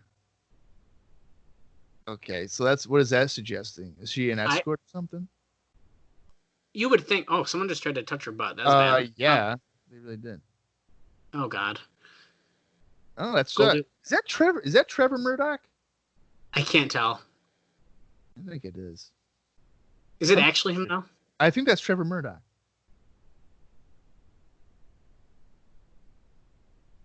Isn't this Bo and Stan, right? Is that their names? I think that's their name. Bo and Stan Depp. And that's their, like, sister. Oh, no. Bo's girlfriend and his girlfriend, and I think we get that reveal further down the line, but... Bill Barons. So, yeah, he said there's no beer drinking in the locker room, except that why is there a thing of beer there? Right. Who got the freaking full thing of ice and beer? That guy's picking his nose and flicking it. Whoever heard of getting drunk on beer? So Goldilocks is like, okay, I'm going to leave. They don't care. They just shrug and keep on. Okay, that was weird. Yeah, great. What? Who's this? Oh, so that was the Dupe brothers. Oh, Hermie Sadler. I don't know who that is, so. Sterling Marlin and Hermie Sadler, and the crowd is going nuts for these guys. We must be in NASCAR country for this. Oh my God, Sterling Marling is my hero. Wow. Okay. Yeah. So what's funny about this? Hermie Sadler would actually kind of run his own promotion, the UWF, in conjunction with TNA. What? About 4 years? Yeah, 4 years later. And what's funny, I bring that up because it's a funny story.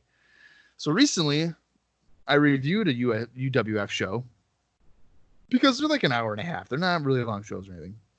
And I did not at him or nothing. I just said Hermie Sadler telling us, hey, there's going to be, the rules are going to be followed or whatever. And the first two matches, like there was a beer bottle getting smashed and like just in general cheating. Well, Hermie Sadler must have vanity searched himself because he was like, I'm going to take a look at that. 13 years or 14 years after the show had happened. What? Dude, that doesn't hilarious. Right. Yeah. So they're talking about racing cars, which I don't give a shit about. This guy has a 100-point lead in a goddamn race that no one cares about. All right, great, thanks. Hermie Sadler. What's this? They're looking to the stage. What's going on? Someone's yelling. Uh-oh. Hey, it's Ron the Truth Killings. Yeah, K Crush, Ron Killings. He's sick and tired of hearing about some damn race car Preach it, drivers. brother. Dude, I'm on his side. Yeah. K Crush about to be the top babyface here in the company for me. Yeah, right.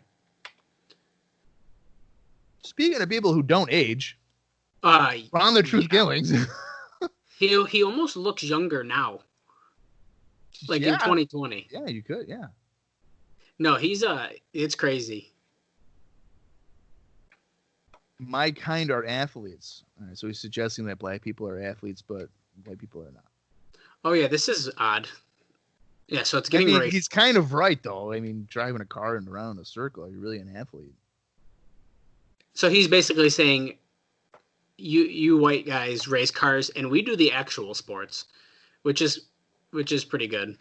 I like that. I mean, to be fair though, NASCAR drive. I mean, you're going like what 180 miles an hour. I mean, yeah, but you just drive in a circle. Well, yeah, but not everybody could do that. Yeah, I know. Hermie Sadler just said you look like a real athlete. Hermie, he kind of does. He's got muscles. He's jacked. Yeah. This is honestly hilarious. Hermie Sadler looks like he's about 85 pounds, and he's standing up to Ron Killings.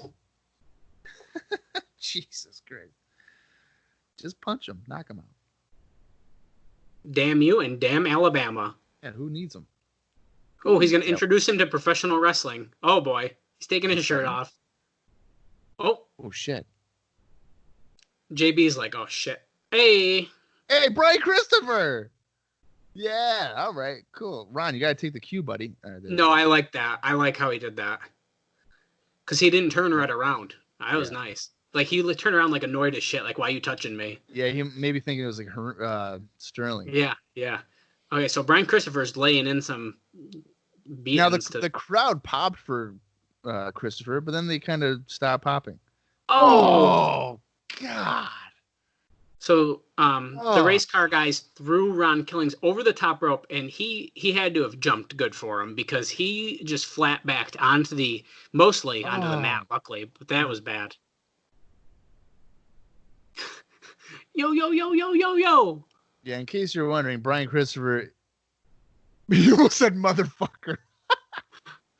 He could have. I mean, it's pay-per-view. Yeah, no, Brian Christopher is 100% doing his too cool gimmick here, by the way. Oh, he's challenging him to a match right here, right now. I don't know if that's going to be happening. It does sound like he is challenging to it. Oh. Wait, he's saying yeah. When is this going down?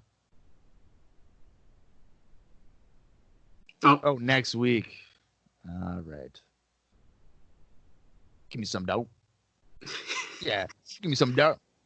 Wait, so he gets the race car guys in his corner. Wait, why? Okay, so now security is holding Ron Killings. Well, you know what? Back They're a little late. Okay, they probably should have been out here when he got flat back to the floor. So who does Ron Killings get? Anyone? No, probably not. Shaquille O'Neal. Maybe Shaquille O'Neal will make his debut in Huntsville, Alabama, to team up with Ron Killings. That was kind of weird. I mean, I like Brian Christopher, and him as like a low card babyface could maybe work, but he is a too cool guy. He might want to change that up a little bit. I agree with that. I think. Oh, hold on. My God, Jeff Jarrett is murdering Jackie Fargo somewhere backstage. Oh, all of this because it's a battle royal that Jackie Fargo had nothing to do with. Oh my God. Yeah. Okay. Jackie Fargo is not the booker. Jeff Jarrett is. He's joking. He booked the match. I was gonna say I think I like Ron Killings more than I did when I first found out about him. Like I think I appreciate him more now. Sure. So I'm a fan. Here we got Christian York and Joey Matthews. I'm a Joey Matthews fan. So am I. I'm not a big fan of Christian York though. Yeah, I don't think so either, because he came back in like 2011 or 12 or something around that time, and they were like, "Yeah, Christian York," and I was like, "Who the hell is this guy?" And then like I looked him up and I was like, "Wait a second, he was here before?" Yeah. Yeah, I don't think it's for a very long time, but he's still around. Oh, by God. Fluff. Fluffs is the manager. They are Stan and Bo. Stan, Bo, and Fluff Dupp. Okay. That's weird. I'm pretty sure that's Trevor. Hold on. Because that is definitely got to get fact checked real quick. Well, if it is, I mean, I'm curious. It looks just like him, though, dude. He does, I agree. But he's not as, like, big, obviously. I mean, he's very, I guess, thin. There has to be. I mean, everyone's just like him. Fluffed up. I liked him with Lance Cade, too, by the way. Oh, they're going right after York and Matthews. Yeah, it is in fact Trevor Murdoch, dude. I knew it. I had a good feeling about that. Wow, he is easily 60 pounds lighter than what he would be in WWE. Matthews just got a double flapjack. We're about to be 55 minutes, and we're at 54, 53, 54, 55. In case you're wondering, yeah. York with a springboard dropkick on both of the Dupps, sending them to standing. So I think that's Stan. Yes, that is Stan in the ring. Okay, so Bo got dropkicked to the floor then. Yep, that sounds about right. Double snap suplex there, Stan. Now York and Matthews had some exposure in ECW. Yes, that's right. Towards the end. Could have been the future there. Oh, nice full Nelson slam there. I mean, there's been some surprisingly decent things. Like, again, like the Johnsons are not bad wrestlers. It's just a horrible gimmick. Well, that's the thing is like that wasn't a bad match, but it's just like you can't get over the fact that they're two penises. Yeah. And then you have Bo and Stan here that are, I don't even know how to describe them, but I was gonna say like a redneck, like hillbilly kind of gimmick. Yeah, hillbilly. But I don't know. The wrong side of the hillbilly side. Like white trash trailer park. Yeah. I don't know what that was. That was like a standing frog splash, but that was weird. Like flop. Yeah. It's like a fish out of water. water. Standing. So for me personally, like the hillbilly redneck gimmick is like way overdone, way overused. Yeah. I mean, they're still Impact, like the Deaners. They're like rednecks. I mean, they're both like decent wrestlers, and like I like them, but it's just like holy crap. Matthews with the neck breaker to get some room here to tag in York. Here comes Bo again. York cleaning house with a clothesline. Right. What a Larry.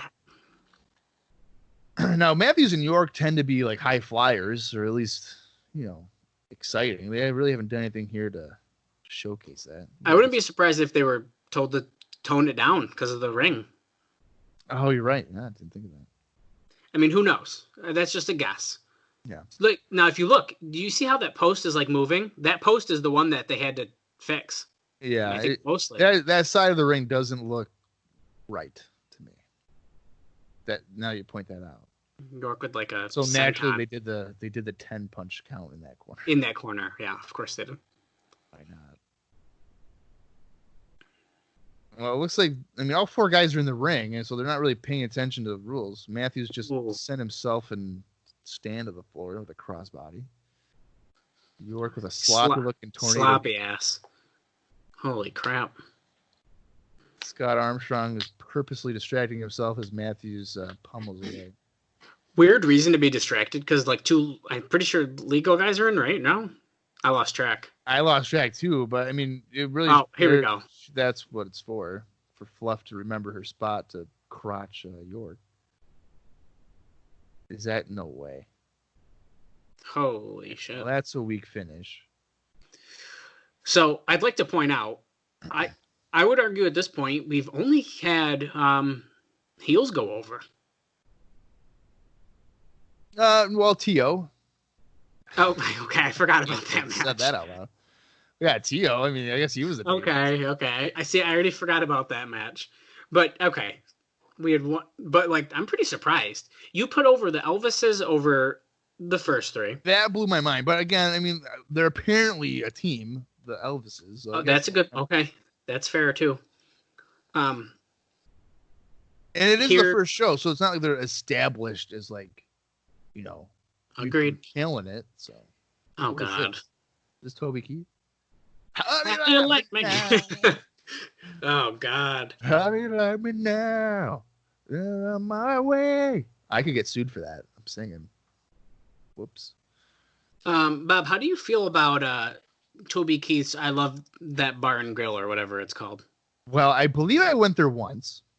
Yeah, I never did. Oh, you didn't? No, because I don't like Toby Keith, it wasn't really my style. But yeah, it was like not great. I think I went there a few years ago. I mean, this closed down now, right? Yeah, they filed for bankruptcy, I think. And like they weren't paying their rent at our mall, current local mall, but also, why are we watching a music video? I don't know. I have no idea. If you aren't watching it, we are watching a Toby Keith music video right now. And it's not even a clipped one. It looks like it's the entire video. Yeah, and it's not a good video either. Can I just say that? No. It's just him sitting on a football bleachers, and then he's on the field again singing, pointing, "How do you like me now?" And she's just like exhausted because this guy keeps on talking. Okay, now they ended it short. So it was probably about a minute and a half at least. What is he doing? Oh, is he bringing him out? Here he is. Toby Keith. Oh, Lord. You know what? Honestly, I guarantee you that all these people are here for a Toby Keith concert. Guaranteed it. So I couldn't remember if the Toby Keith was on this episode or not for some reason. Yeah, you know what? Honestly, I didn't know either. I didn't know if it was this one or the next one. But now I know it's this one. Holly now.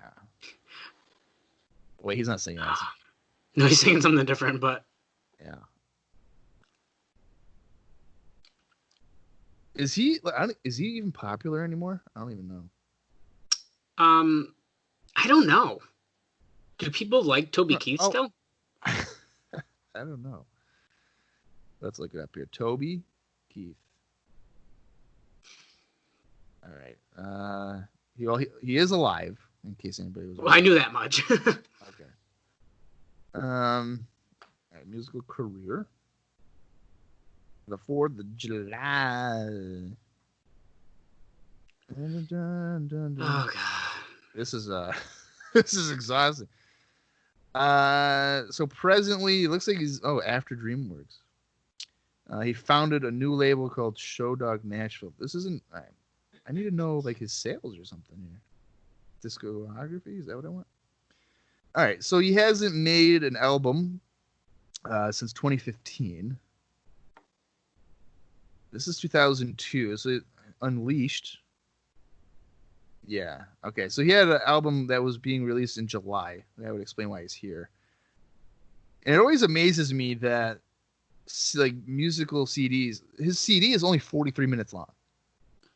That's so weird to think about. You know what I mean? Like that's just so bizarre.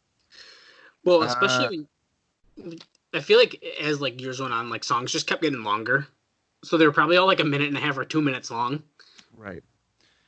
He had a variety of ratings here for this CD that I'm talking about. Oh. So like All Music gave it 4 out of 5, and then E Online gave it a C. Entertainment Weekly a C plus. Wow. Pop Matters, I'm assuming that's 10 stars. He'll put 7. A boot in his ass. Oh Lord. So it looks like you did. All right. Okay. Chart performance. Oh, he reached number 1 on top country albums in the Billboard 200. All right. Well, I know that we know he's popular. Oh, Jeff Jarrett just shoved him. Jeff Jarrett. You know what? He's pissed because he always wanted to be this, and it's not fair. Because Toby Keith is stealing. So Jeff Jarrett just came out, shoved down the microphone in Toby Keith, and kept walking to the ring. Yeah, that's perfect. Now Toby Keith is like, I'm gonna fuck you up, cowboy. Let's go, big man. I don't know who that is next to him. That must be his roadie. Jeff says nobody wants to hear you. No one wants to hear you sing. Is Jeff Jarrett wrestling right now? He is in gear. I think that means we are potentially. Is he number 1 in the Battle Royal or something? Or Gauntlet? No way. You haul your ass straight out of here. Oh, yeah. We are going in Gauntlet to Gold. Gauntlet for the Gold.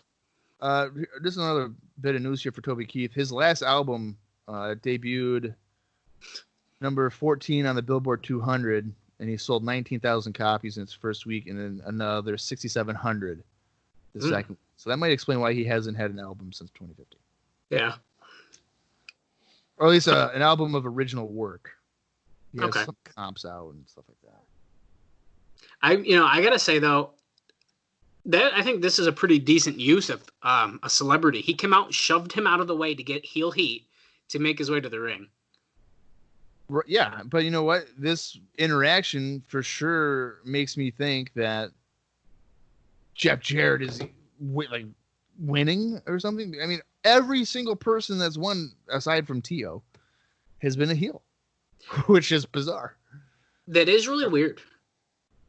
Uh-oh. Who is this? Buff Bagwell. Stuff, baby. Holy Running shit, down to the ring, dude. Yeah, that's why I love not really looking at my reviews, because I don't remember who comes in this shit at what time. And we got the countdown, 90 he seconds. He looks smaller than before, doesn't he? I would say his arms looks real tiny. He must be doing more of the gigolo stuff now. And then they were like, hey, do you want to wrestle again? And he's like, I guess. He's looking real small. TNA's shooting 1998 neck injury from Thunder out there.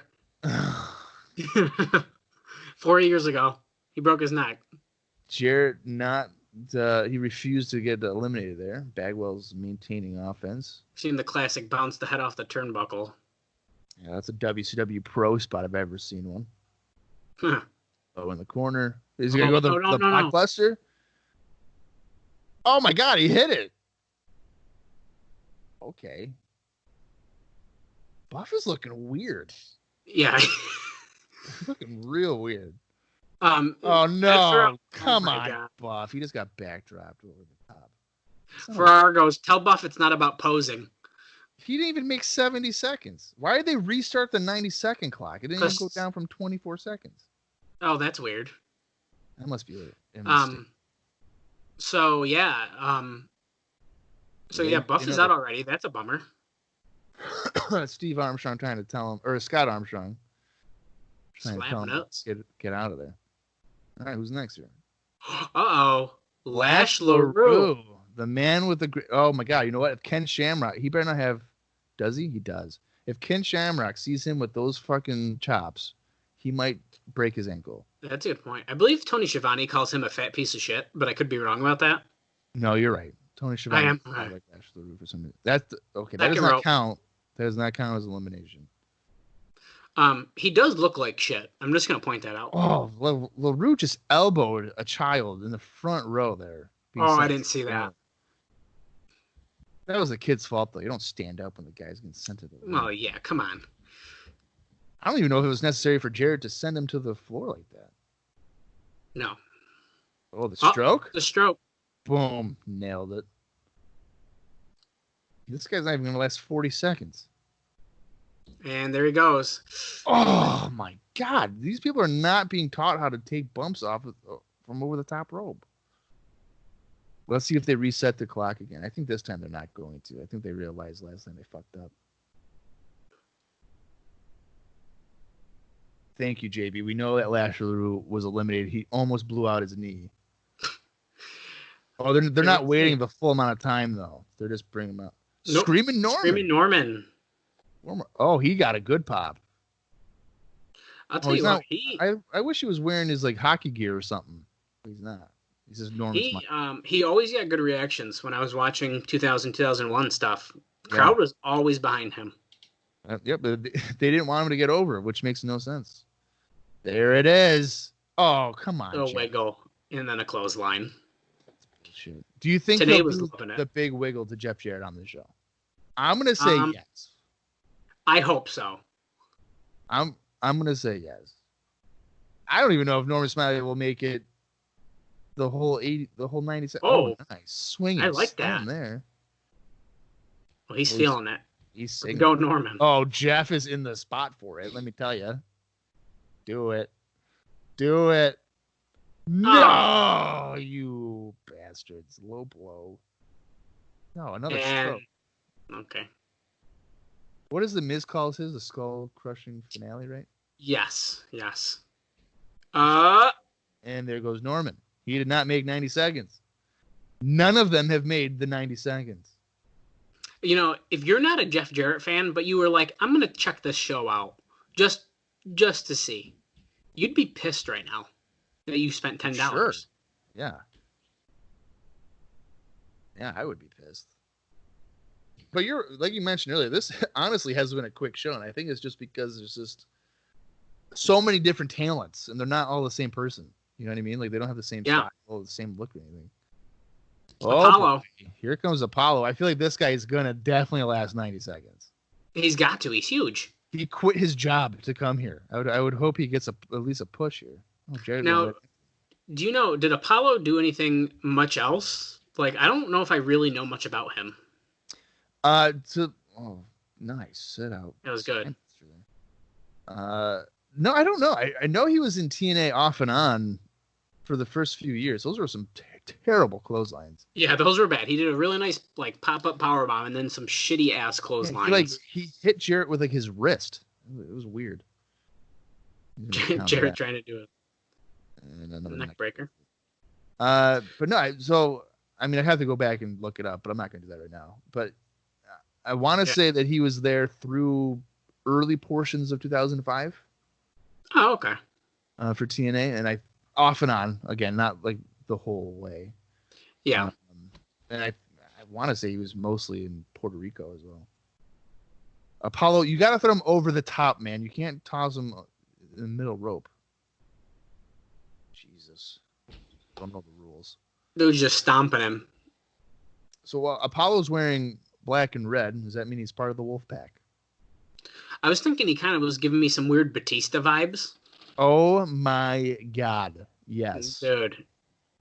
Even his You're body absolutely shape. right. Yeah, no, dude, you're right. I mean, he has a very similar look. The tattoo on the arm. That is a good one. Oh, look at this. He's picking up. He's got him up in a press. I would do a shoot right now. Send him up. Oh, Ron Killings. K Quick. K Crush. Got in the ring within 4 seconds or something. Yeah. All right, so we got arguably 3 main event guys here for TNA in the ring right now. And there's the X kick. Scissors kick, yeah. What is this, Booker T? Can you dig it? Sucker! Stomping away on Jeff Jarrett, just finally getting a rest after beating up 4 jobbers. Yeah, so weird decision, though, to help Jarrett. So TNA does make a mention of, hey, is there an alliance here? We don't really know. Because it's elimination. Why are you helping? I would imagine not, right? I mean, Ron Killings seemingly had a problem with Hermie and Sterling. I don't know if it's a white versus black type of thing, though. But yeah. That's something to keep an eye on. You know, who knows? He could have an alliance with Jeff. They love going to that broken turnbuckle. Yeah, what are they doing? They must not realize what side is left and what side is right, not to go on that side. I don't know. They're kind of working together in this match. I'm curious. We'll definitely got to keep an eye on this. We're going to have to keep an eye on that. Because, like, Jeff is pretty much no interest in going after him, it looks like. No. Which I could see the blind. He would have decked him right there if there was an issue. Okay, if we finally got a 5, 4, 3, 2, 1 countdown here going on. Because I feel like the other ones was so anticlimactic because no one was out. Right. Uh-oh. James Mitchell is bringing out Slash. Yeah, James Mitchell, one of the disciples of the new church. That is actually, I believe it's Wolfie D. Which I did not know that for a long, long time. I don't know if who's that? I don't know if I know. From PG-13. Oh. White rapper guys for Nation. Yeah. Oh, that's so weird. He drastically changed his look for this. Nice backdrop by Apollo. Good bump there too by Slash. So I'm liking James Mitchell here though. I'm a big James Mitchell fan. That was a poor looking swinging DDT too by Apollo. Apollo's got a good look. It just looks like it looks like he's stiff. Like his body's stiff when he's wrestling. Yeah. He's like a Puerto Rican Lex Luger. Okay. That's really good. Especially them clotheslines. Yeah. So he looks like Dave Bautista, but he wrestles like he's Lex Luger and he's Puerto Rican. Yeah. There we go for Apollo. Oh. All right. Slash his name. All right. Why would you save him? Okay. That's weird. See, now the storytelling part of this makes no sense. Yeah. Unless they all want to work together to get rid of Apollo or something. I don't know. I guess, but TNA does keep saying, why does he want to save him? Like, even the commentators are confused because this isn't on the booking format. What the hell's going on? Del Rios? Del Rios is doing a Scott Steiner impersonation. Yeah, what in the world? He's even got the S on the tights. Yeah. You'll notice that the crowd popped a little bit, thinking that it was Scott Steiner, but it's not. Dude, what in the world? And to his credit, he looks pretty good to be for Scott Steiner, body-wise. If you were, like, legally blind, and if I took my glasses off, and I was sitting in, like, the 5th row, you could have fooled me. Yeah. He was better known as Spellbinder in the USWA. This is Spellbinder, huh? This is weird. Look, he's even doing the suplex. I thought he was going to do a suplex there, belly to belly. Dude, that is mind-blowing right now. I can't believe that. This dude just came up dressed up like Scott Steiner. I think that's great. That is so funny that they have him as fucking Scott Steiner. I feel like it killed the crowd. I feel like the crowd was like so pumped, and then they're like, oh. You bum them out. You kind of, well, not bait and switch, but you just kind of insulted them. There he goes, belly to belly. Scott Steiner with an overhead belly suplex. Can we get a Steiner line? Oh, On Steiner line. Here we go. 15 seconds. Well, 12 now, but and these guys are just 7, 6. hanging out and just throwing some right hands. All right, who's going to be next year? Justice, which will soon be, like very, very soon, be the Monster Abyss. Right. I actually think it's close to I think it's over a year before he. Is it really? Yeah, before he's. Oh, I didn't think it was that long. Yeah, I'm pretty sure it is. Well, that's weird. And I'll tell you, this is a guy that benefits from wearing a mask. I feel like you're not the first person I've heard say that. Yeah. Not to be mean, but I mean, yeah. So a lot of people, I feel like, do not like the Abyss character, but I do. I very much so liked it. I very much liked it. A lot of people look at it as just like a ripoff. I mean, to an extent it is, but I mean, I thought. Hey, look at that. Black Hole Slam on Scott Steiner. No, I mean, I think that I feel like TNA did a very good job with Abyss, the character, for 3 years. And then they just fucked it up. They're just like, no, we're going to ruin you. They really did too. At one point it was like, why, he stopped being scary. Yeah. He should have gone to WWE in 2007 or whatever it was. Well, he's talked about the fact that he was supposed to.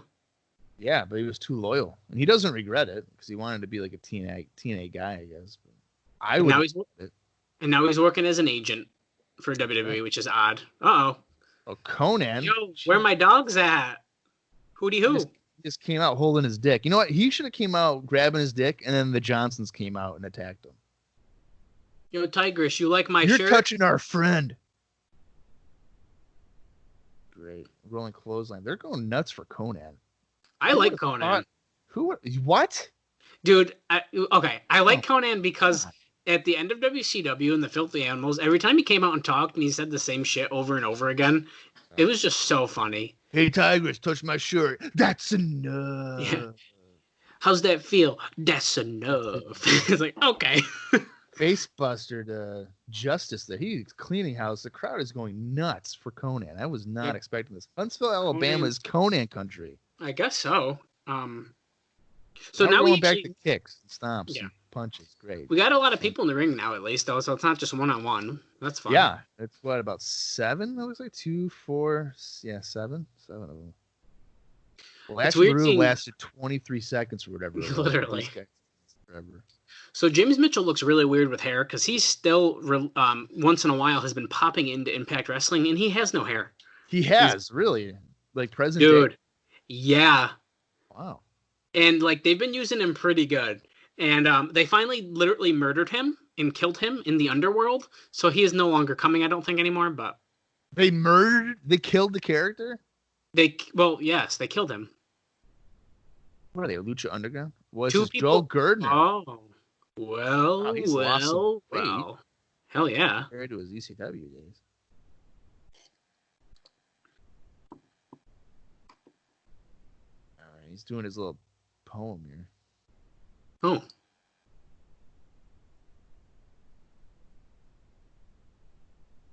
Okay. Oh, he's got some business with the Rainbow Express. Yeah. Oh God, he just made a. Oh yeah, that was bad. Come. Great. And he's bringing out Bruce, which would be, I think that's Kiwi, right? Kiwi is yeah. It's Kiwi and Lenny Lane. That's Lenny Lane on the left, and that's Bruce on the right. Oh my God. Mike Tenay referencing Lenny Lane as Cruiserweight Champion. I feel like nobody does that. Bruce is power walking to the ring. He is fired up. Well, actually, not really fired up. He's just punching people. Who was he punching? Punching Apollo. It's funny to see him with not his hair up in the air. Yep. Apollo with a clothesline. A lot of WCW names, though. I will say in this match. Oh, Lodi, they said is going to be out with injury, or he is out with injury. Yeah, So he has the neck injury, I believe. Hopefully, Lenny Lane actually wrestles. I like Lenny Lane. Rick Steiner. crowd popped. Yeah, they are. Oh, they're barking. Yeah, this is another good pop. It's a good T-shirt there, Gremlin. Oh my God, is he gonna go after his brother? He's got to. Is he gonna go after Scott Steiner? Oh, he just decked freaking Slash. Something with Garrett. See you later, Justice. He's got a clothesline. Bruce. Steiner line. See, there's my Steiner lines finally. Steiner line. Oh my God, he's got his brother. Oh, he just decked his brother. They need to bring down the cage. The Asylum. Where's Tank Abbott? Let's get him out there. Oh God, I'm so glad that's not happening. Oh Lord, what is that? Oh, okay, Slash. Slash. Yeah, that's Slash. I'm actually kind of surprised Slash didn't last that long, to be honest. Yeah, I was too. Wow, nice.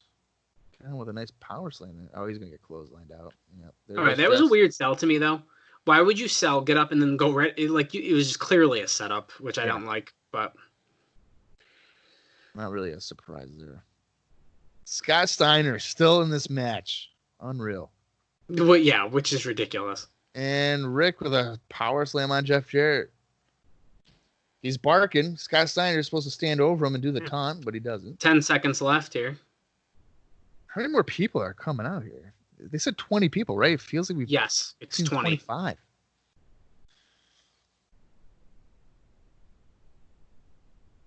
The next entrant. Malice. Oh boy. Another member of Father the James church. Father Mitchell there had to run after him to catch up to him. Yeah, okay. Choke slam into Scott Steiner. Bruce. So I think I'm going to be able to get behind Malice a lot more than I could get behind the Wall. Oh, for sure. For sure. Like his look is like so different. I love the look. That was a horrible chokeslam on Conan. Conan did not want to take that bump. No, he did not. I like the look for sure, and then I like that Father James Mitchell is his manager. That's a good chokeslam. Hell yeah. Ron Killings. And here goes Bruce. Yeah, he just got tossed out. And there goes Ron Killings. That's bullshit. And there goes Scott Steiner. Oh man. This guy's tearing it up. So yeah, Malice is whooping. So no way. Is he like the? No way. Okay, Conan did not want to bump to the floor either. Malice is like the Kane of TNA. It looks like. I guess so. Clearing house. All right, we got Rick Steiner, Apollo, Jeff Jarrett, and Malice. I know that's not the final four because there goes Rick Steiner. Malice just. Wow, he ducked under a clothesline attempt by Rick Steiner, and Rick Steiner eliminated himself. Wow, I was not expecting that. Oh, nice. We still got, at least Scott Hall and Shamrock. I know that. Scott Hall. Oh, speaking of Scott Hall, here he is. That's for him. Apollo. The cat. Here comes Scott Hall. Hall's got his Outsiders gear on. Yeah. Looks like he's in good listing all his titles: WWF Intercontinental Champion, blah blah blah blah blah blah. World Champion. Apollo is just chilling on the top turnbuckle here, waiting. Oh, and he just drops down. Oh God! You can't do that and then fucking just drop down. I think Malice was out of place where he's supposed to be there, but all right, that was a good savant kick. Or super kick, however you want to say it. TNA call it a super kick. I would say that's a savant kick, but that's all right. Hall and Jarrett seem like they were mistimed there. For Razor's Edge. Outsider's Edge. Oh, that's right. Sorry. I'm sorry. This isn't the WWF. And I think TNA just called it The Edge. He did. He did call it The Edge. Jarrett just taking the edge. Jarrett's got to be towards the end of this match. I don't think he's getting out of here yet. He's selling it pretty good, I guess. Malice with Apollo in the corner like he's a child. I know. He looks so awkward up in the corner there. 3 seconds until our next entrant. We have weird lights going on. Wait a second. Oh, that's Toby Keith. I don't think he's in this. Okay. Toby Keith is... He's got a do-rag on now. So I like his do-rag. He's pissed off. Hold on. Whoa! Toby Keith has lifted Jeff Jarrett up and down with a vertical suplex. Flat back suplex. The crowd is going. Look at nuts. the pose. They're going nuts. Malice is still trying to get Apollo out of the ring. He has not done that at all. Look at that. Toby Keith and Scott Hall just threw out Jeff Jarrett. Jeff Jarrett is eliminated. Crowd pop big. That is an upset. Ed Ferrara goes, that's the most bogus thing I've ever seen. So he's pissed. Hall going after him. Look at Toby's going after him. That's going to be on the second episode. Danae's like, he's stalking him. Toby Keith, Jeff Jarrett, Steel Cage next week. Booking I'm down. I'd pay $10 for that. Are you kidding? I would. How did he get screwed by Jackie Fargo? What did Jackie Fargo do? He didn't do anything that I remember. He didn't book the match. Maybe he did. I don't know. Maybe get the storyline. Maybe he is the reason it's a battle royal. I don't know. That would be hilarious. Malice is getting chopped to death by Hall and Apollo. They're apparently buddies. Oh, new outsiders. Chris Harris. All right. The Wildcat. Scott Hall with left hands. Hall barely really sold those punches. He was just standing. Harris is a 3-time North American or NWA North American champion, they say. That's right. That's pressure on Apollo. Some left hands again. Punch. Uh-oh. What is that? Vampire Warrior. That was not 90 seconds. They point out he's formerly known as Gangrel. Don West goes, you're supposed to wait 90 seconds. Yeah. I like Gangrel. Or Vampire Warrior, whatever you want to call it. I could see him with Malice, right? That could work. Yeah, why not? I think Gangrel would have fit perfectly in with the new church. Yeah. I mean, that's like the prototypical character. Right? With Slash, too. Come on. Although he basically is Gangrel. I mean, he hasn't changed his look at all. No, yeah, he's the same. He's definitely just Gangrel. And I think it's hilarious that they can say formerly known as Gangrel, which is going to tell fans that it's Gangrel. Right. How can you get away with that? Alice with a clothesline to drop Scott Hall. Who's next? Still haven't seen Ken Shamrock. He's getting an easy night, it looks like. Oh. Dangerous Devin Storm. That would be Crowbar. Oh, shit. Crowbar's looking in good shape. Oh, yeah. I'd be honest, I didn't know he switched his name here, so this is interesting to me. Yeah. Well, he was Devin Storm before Crowbar. Oh, okay. Yeah. Like if you watch like a Nitro from '96, you'll see a mullet wearing Devin Storm. That's awesome. During my WCW watch, I came to not hate Crowbar, which is kind of weird to say. Oh, Crowbar's good. He's a solid worker. Yeah, but he's like one of the ones where like I always remember friends like being like, "Oh, it's Crowbar," like making fun of WCW shows for the most part. But it's like then I watched him, I'm like, wait a second, it's not that bad. He's not bad at all. He could be another guy for the new church or whatever it's called. Absolutely. Seems like there's not a lot, but a few dark characters. There is. Like weird ones, at least. Scott Hall's just like, I'm just taking a payday, buddy. $3,500. Yeah, man. No transportation. I'm sitting over here. Get that cash. He's just sitting on the top turnbuckle. He don't care. He does not care. Chris Harris coming off the ropes, double clothesline. Malice is really liking Apollo here in this match. They're seemingly together. Right? The whole time. when Scott Hall was just up on the top rope, Vampire Warrior said something to him. He turned his back. Scott Hall got down and then started attacking him. Oh, there you go. Steve Corino, one of my favorites. Hey. I am a Steve Corino fan. One time he was on a message board, and I used to ask him questions on the daily, and he would answer every single one. That's awesome. So Steve Corino is a good guy, in my opinion. I can't believe how much his son looks like him. Yeah, Colby does for sure. Like, whoa. I almost was like, wait a second, Bob. Are we sure this is Steve?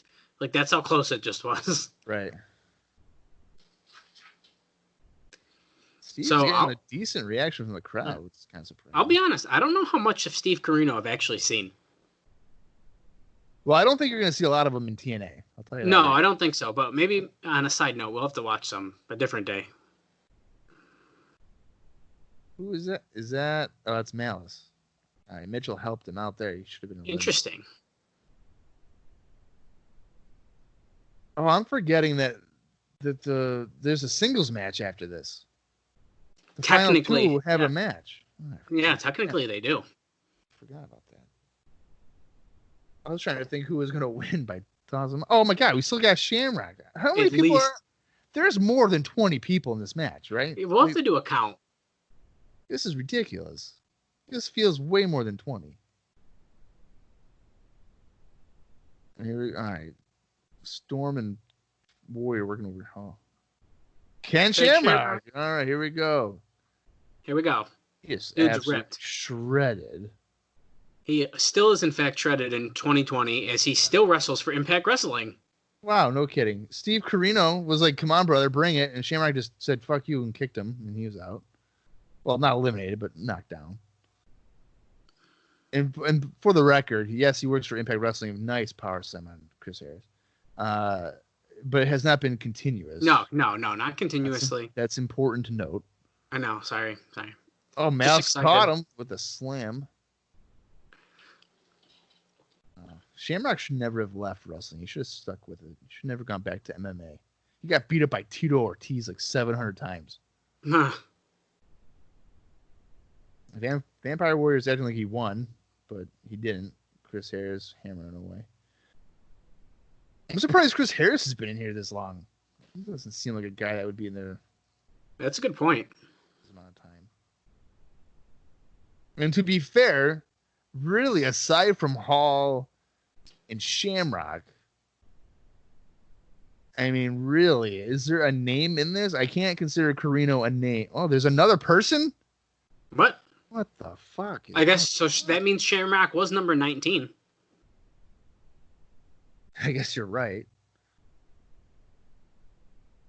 He was number 19. Today just told us that. 20. Oh, let's see. Number 20. A huge surprise. Brian Christopher. Okay. We already saw him doing a dance. All right. So you notice no one. A lame 20th. Oh yeah, that's super lame. I feel like they heard his reaction earlier. Yes. Yeah. You can't have him come out and then expect to have a huge reaction after. You know who should have been 20th? Buff Bagwell. Realistically, yeah. I mean, if you're gonna do that, Chris Harris just got chucked over. Devin Storm chucked over. Brian Vampire Christopher Warrior is throwing everybody out. There goes Warrior and Storm. And by Warrior, not Ultimate Warrior, Vampire Warrior. Clarifications. Corino working over Christopher now with right hands. Shamrock has done pretty much nothing. He's just hanging out in the corner.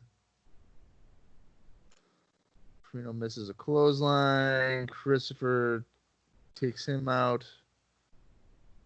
There goes Corino. Christopher he just keeps dancing. Malice with a huge choke slam.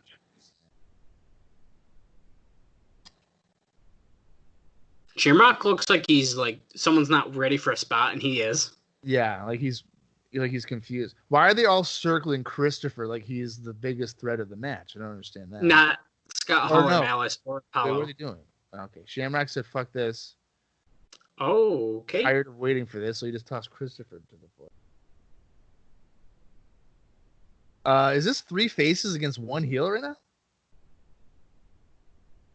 Yes, it is.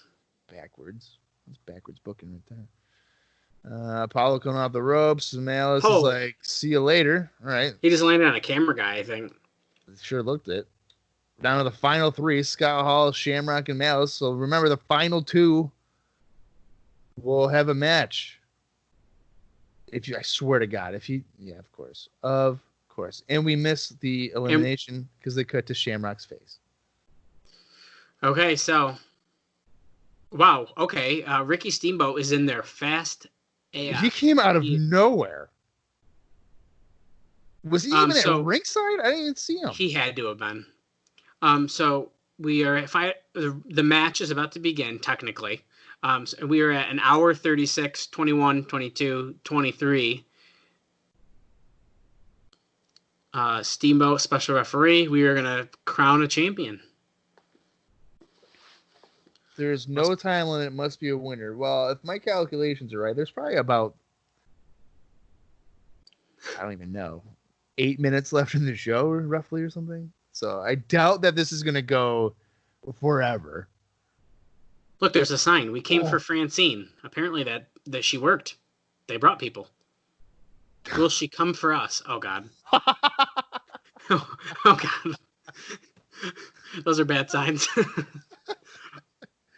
You committed yourself to that one.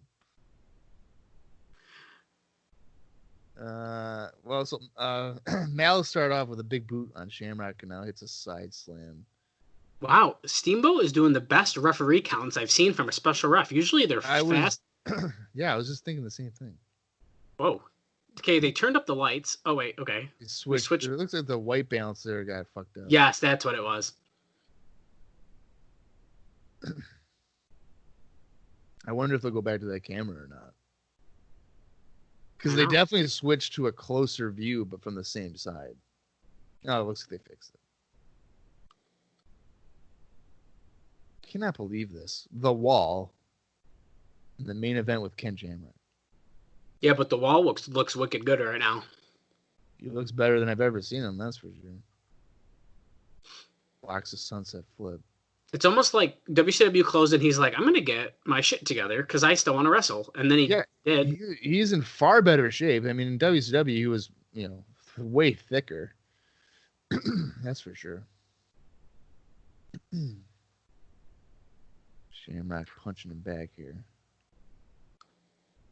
So if you're watching this in 2002, you're definitely thinking Shamrock wins, right? I feel like there's no way you would think Malice is winning. There's no way. You can't. Going for a choke slam. Oh! Shamrock with a nice counter to an armbar. That was awesome. That was nicely done. He's got it on him. Is he going to tap?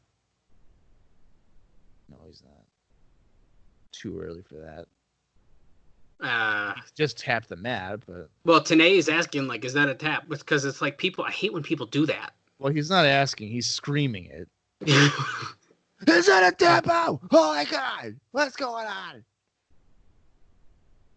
Don West has been pretty quiet, it seems like. I agree. Maybe it's the nerves. Maybe he doesn't know what to say. Look how Steamboat is like standing on the knee with the leg all the way back. Look at his arms. Yeah. Oh, he's got the rope break. Nay, just overselling it. And he had to do this twice because they taped 2 episodes on this night. So on this night, they do tape 2, yeah.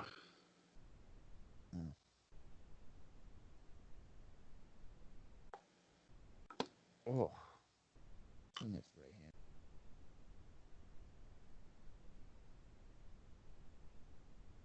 Tucks the clothesline.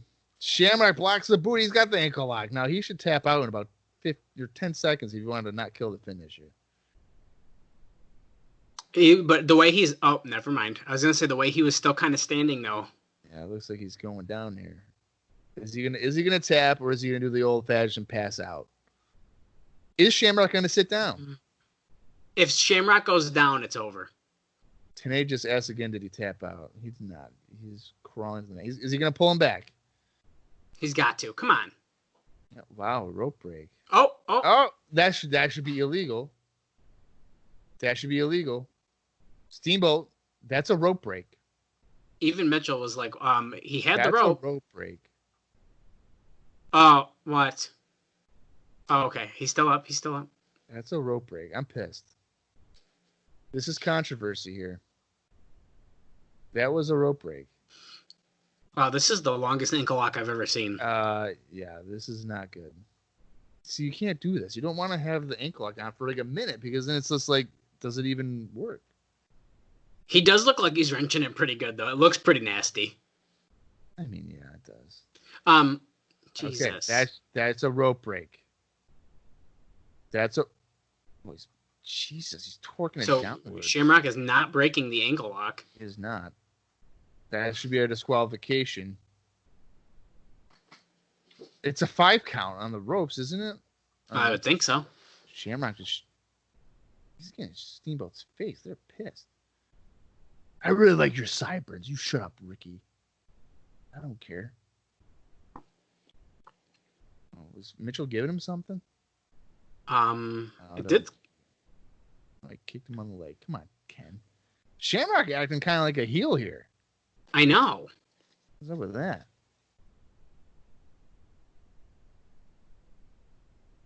What do you mean he hasn't gone down yet, Ferrari? He's been down this whole match. And I'm surprised Shamrock hasn't hit like a suplex or something. Belly to belly suplex. That would be a good visual. Right? The crowd's chanting. Oh, boot in the corner. Malice is now no selling of the ankle lock. That's good. He's going for the chokeslam, it looks like. Really get it. Nope. Oh, there's the belly-to-belly suplex I just talked about. Okay. That's a 3 count. That won it. Wow. All right. Well, you were going for the submission, then you switched to the belly-to-belly suplex. There you go. Your winner and new NWA World Heavyweight Champion, Ken Shamrock. Interesting emotion here. He's actually pretty happy about it. Got some pyro at the stage. Pyro. That's $100,000. So if you're worrying about money and you're just using all this pyro. Yeah. Unless they went to Walmart and just, spent $40 on some bullshit. I doubt it. So we just rewatched some history here. The first NWA-TNA World Heavyweight Champion, Ken Shamrock.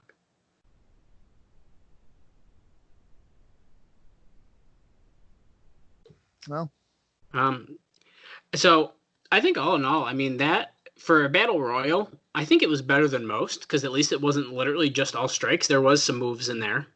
Well, it followed the same formula. Where the guy runs in, gets his 10, 15 seconds of shine, and it's just like, all right, grab a headlock and whatever. Okay. What is Bill Barron's doing out here? Who cares about Bill Barron's? He's shaking. Is that Bob Armstrong? Are the legends at ringside and they never really made note of it? I think so. Okay. And now what are the chances that Don West has the same shirt on for episode 2? Oh. Do you think they would have? Ed Ferrara. Not of making sure that he changes his outfit. No, he's wearing the same shirt, I bet. All right. I'm thinking the same thing. TNA is going to wear the same suit. What is Jarrett doing? Oh, hey. Jarrett's backstage. There's a lot going on. Yeah. Oh. With Jackie Fargo. What is going on? And Toby Keith. Oh my god. Dude, he's a tag team match. It's Jackie Fargo and Toby Keith for Jeff Jarrett and a partner of his choosing. Ron Killings. Let's do it. Get Hermie Sadler out there too. Make it a 6-man. Dude. All right, what was the point of that? They just showed that and then we go back to the announcers? Well, yeah, so we kind of cut from Shamrock's celebration to the commentators. We go backstage, and now we're back at the commentators. This is the definition of Crash TV. Russo's definitely a part of it. I swear to God, if Jeff Jarrett is here again, you got to be kidding me. He's pissed. Okay. The world title. Look, he's pissed about the Gauntlet for the Gold match still. Yeah. You're not the champion. Ken Shamrock is. Like he goes, Dory Funk Jr., did you win a He's title asked- for Battle Royal? He's pissed. Right. Yes, it can. The world title can be. Oh, he just decked Bob Armstrong. And Dory Funk Jr. Dory Funk. This has happened a couple of times. It happened. I'm sure it happened in WCW, like on Thunder, where it's like, oh, hey, you got to win a gauntlet match. Uh-oh. Ric Flair, the '92 Rumble. Like, come on. Oh, Jackie Fargo and Toby Keith. Oh my God. You no good, dirty, rotten. This is unbelievable. Jackie Fargo. I've been in the wrestling business for years. Pally. Oh, next week he's going to get someone out here to whoop his ass, he says. Yeah, what is he the booker? Oh, he just keeps saying Scott Hall. So it sounds Scott like we Hall might... is going to be next week with Jeff Jarrett. Oh. All right. Oh, Yeah, here comes like... Scott Hall. So it looks like, you know what's funny, Dallas, is that WWF 95 and TNA 2002, same fucking show. Dude. That is such a great point. Okay, so we're going off the air hot here with the brawl. Yeah, dude, we are literally watching the same feud. What, 7 years later? That's a fun night. Oh Lord. Okay. Well, interesting start to the promotion's history here. Yeah. Shamrock as your champion's probably the best decision. Oh well, yeah. I think for what they have, it makes the most sense, especially if he was drawing big numbers on, mixed martial arts stuff. Anyways, people are gonna want to look at him. Yeah, I mean, I think all in all, like even the matches where it's like, okay, we have two penises wrestling, and then we have like people dressed up as Elvis and like, some of that silly shit. Even beyond that though, like the matches were pretty good. I mean, I think it was pretty enjoyable. I mean, around. It's just like you mentioned, you have the fucking penises, you have Jackie Fargo. Now if I fake Scott Steiner. Well, that was great. Yeah, now if I didn't know most of these people now, would I have enjoyed it as much? Probably not. Now, if I'm being honest, would I tune in? Would I pay $10 next week? Probably not. Yeah, so I think that's a really great point. Like, if you bought this one, are you disappointed? I would say I am, because you compare it to WWE at the time. I mean, sure, it's not nearly as good as it was even just a couple years ago, but I feel like for free television, relatively speaking, obviously you have a cable bill, but it's not directly to that. Yeah. I would say, Raw and SmackDown at the time was far more enjoyable than what I just watched. Bigger names, for sure, bigger names. Yeah. No, that's a good point. Better production. Yeah, I mean, I think if I watched it, I would have been like, okay, I tried that. And like, I don't know if it would have went much further. I think that's a good point. I don't think they really gave you anything to look forward to next week. Okay, well, aside from the last second, Scott Hall, and Jeff Jarrett. I mean, that's not something where I'm going to be like, oh, I need to see that. Like, no. Well, because it's something you've seen. Exactly. Yeah. They didn't leave you with anything new. If they did, they would have drawn you in. Instead, we have a lingerie battle royal for no reason. Yeah, they mentioned the X Division thing. X Division and Jarrett and Hall. And Brian Christopher and Ron Killings. Right. Okay. So we pretty much know what we're walking into for our next show. Yeah. I'd say. Yeah. Yeah. So you know what? I honestly don't think I would go out of my. I don't think I would pay for the next week, because I honestly, on a scale of like 0 to 10 for this, I'm probably gonna give it like a 3. Oh, 3.5 maybe. And that sounds probably a bit harsh, but there's just like the Dups, the Dicks, no, I the can see. Elvises. I mean, there's just so many different things here. It's just like, why is that even happening?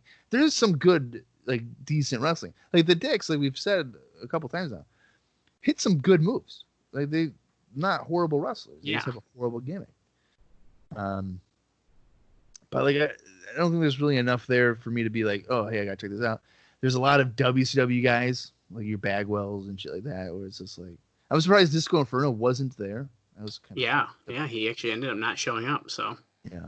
So, but again, to answer your question too, would this necessarily turn me away forever? I don't think so.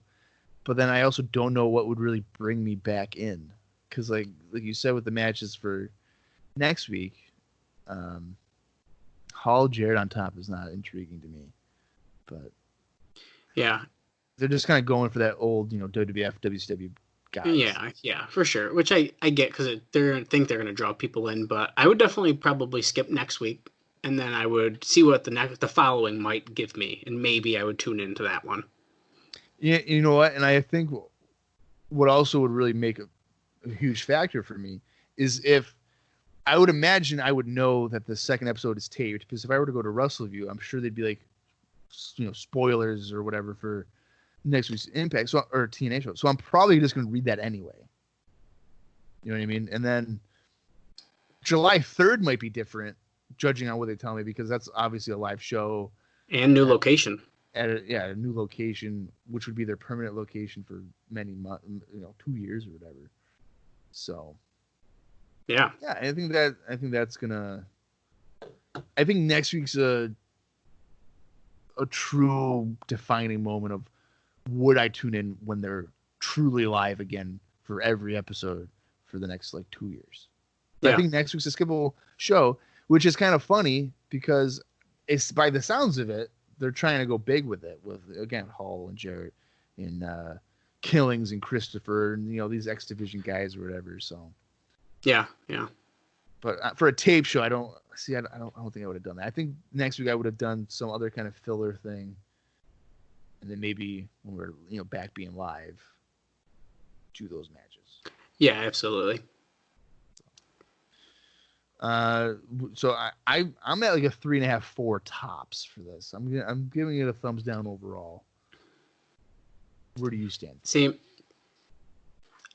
Your 3.5, 4 range. I mean, realistically, is very fair. Yeah. I would probably give it. I'd maybe give it a thumbs in the middle. I don't know if I'd give it full down. See now, ladies and gentlemen, this is Dallas being a TNA homer. Well, listen. He cannot give a show a thumbs down if his No, that's not true. So what's going to happen next week is that Scott Hall and Jeff Jarrett are going to have a fucking horrible match, and he's going to you know what, Bob, that wasn't that bad. Well, the X Division matches might pull me back in, man. See, that's that's true. That opening match for this show was good. The Battle Royal was fun. I mean, there was some shit in it, but I think it was still fun. The beginning and end weren't bad, but the middle was not great. Yeah. So listen, we didn't even see the the one midget guy. No, we didn't. They had a promo with a guy Puppet saying I'm gonna book and kick your ass, and then he doesn't even show up. Yeah, I was really. I bet you next week he's gonna be there. I guarantee it. Oh, but I would imagine. I would hope so. So I don't know. But you know what? To be honest with you, I don't want to say dreading, but I thought these episodes would take forever to do because they are almost 2-hour episodes. If this is any indication of how this is going to go, these episodes are going to fly by. Well, yeah. If that one was still a pretty, thumbs down show for you, and it wasn't definitely not the best we're gonna see, then, I do think it went by very quick. Yeah. So if there's anything positive out of it, is that it may not be great, but it doesn't weigh you down. So. Yeah. Cool. Well, I don't think I got anything else, so I think I don't either. Covers it. All right. Good. So we'll continue to cross the line with TNA, and hopefully we don't rip our hair out. For Dallas Gridley, I'm Bob Colling Jr., and this has been the TNA Cross the Line podcast.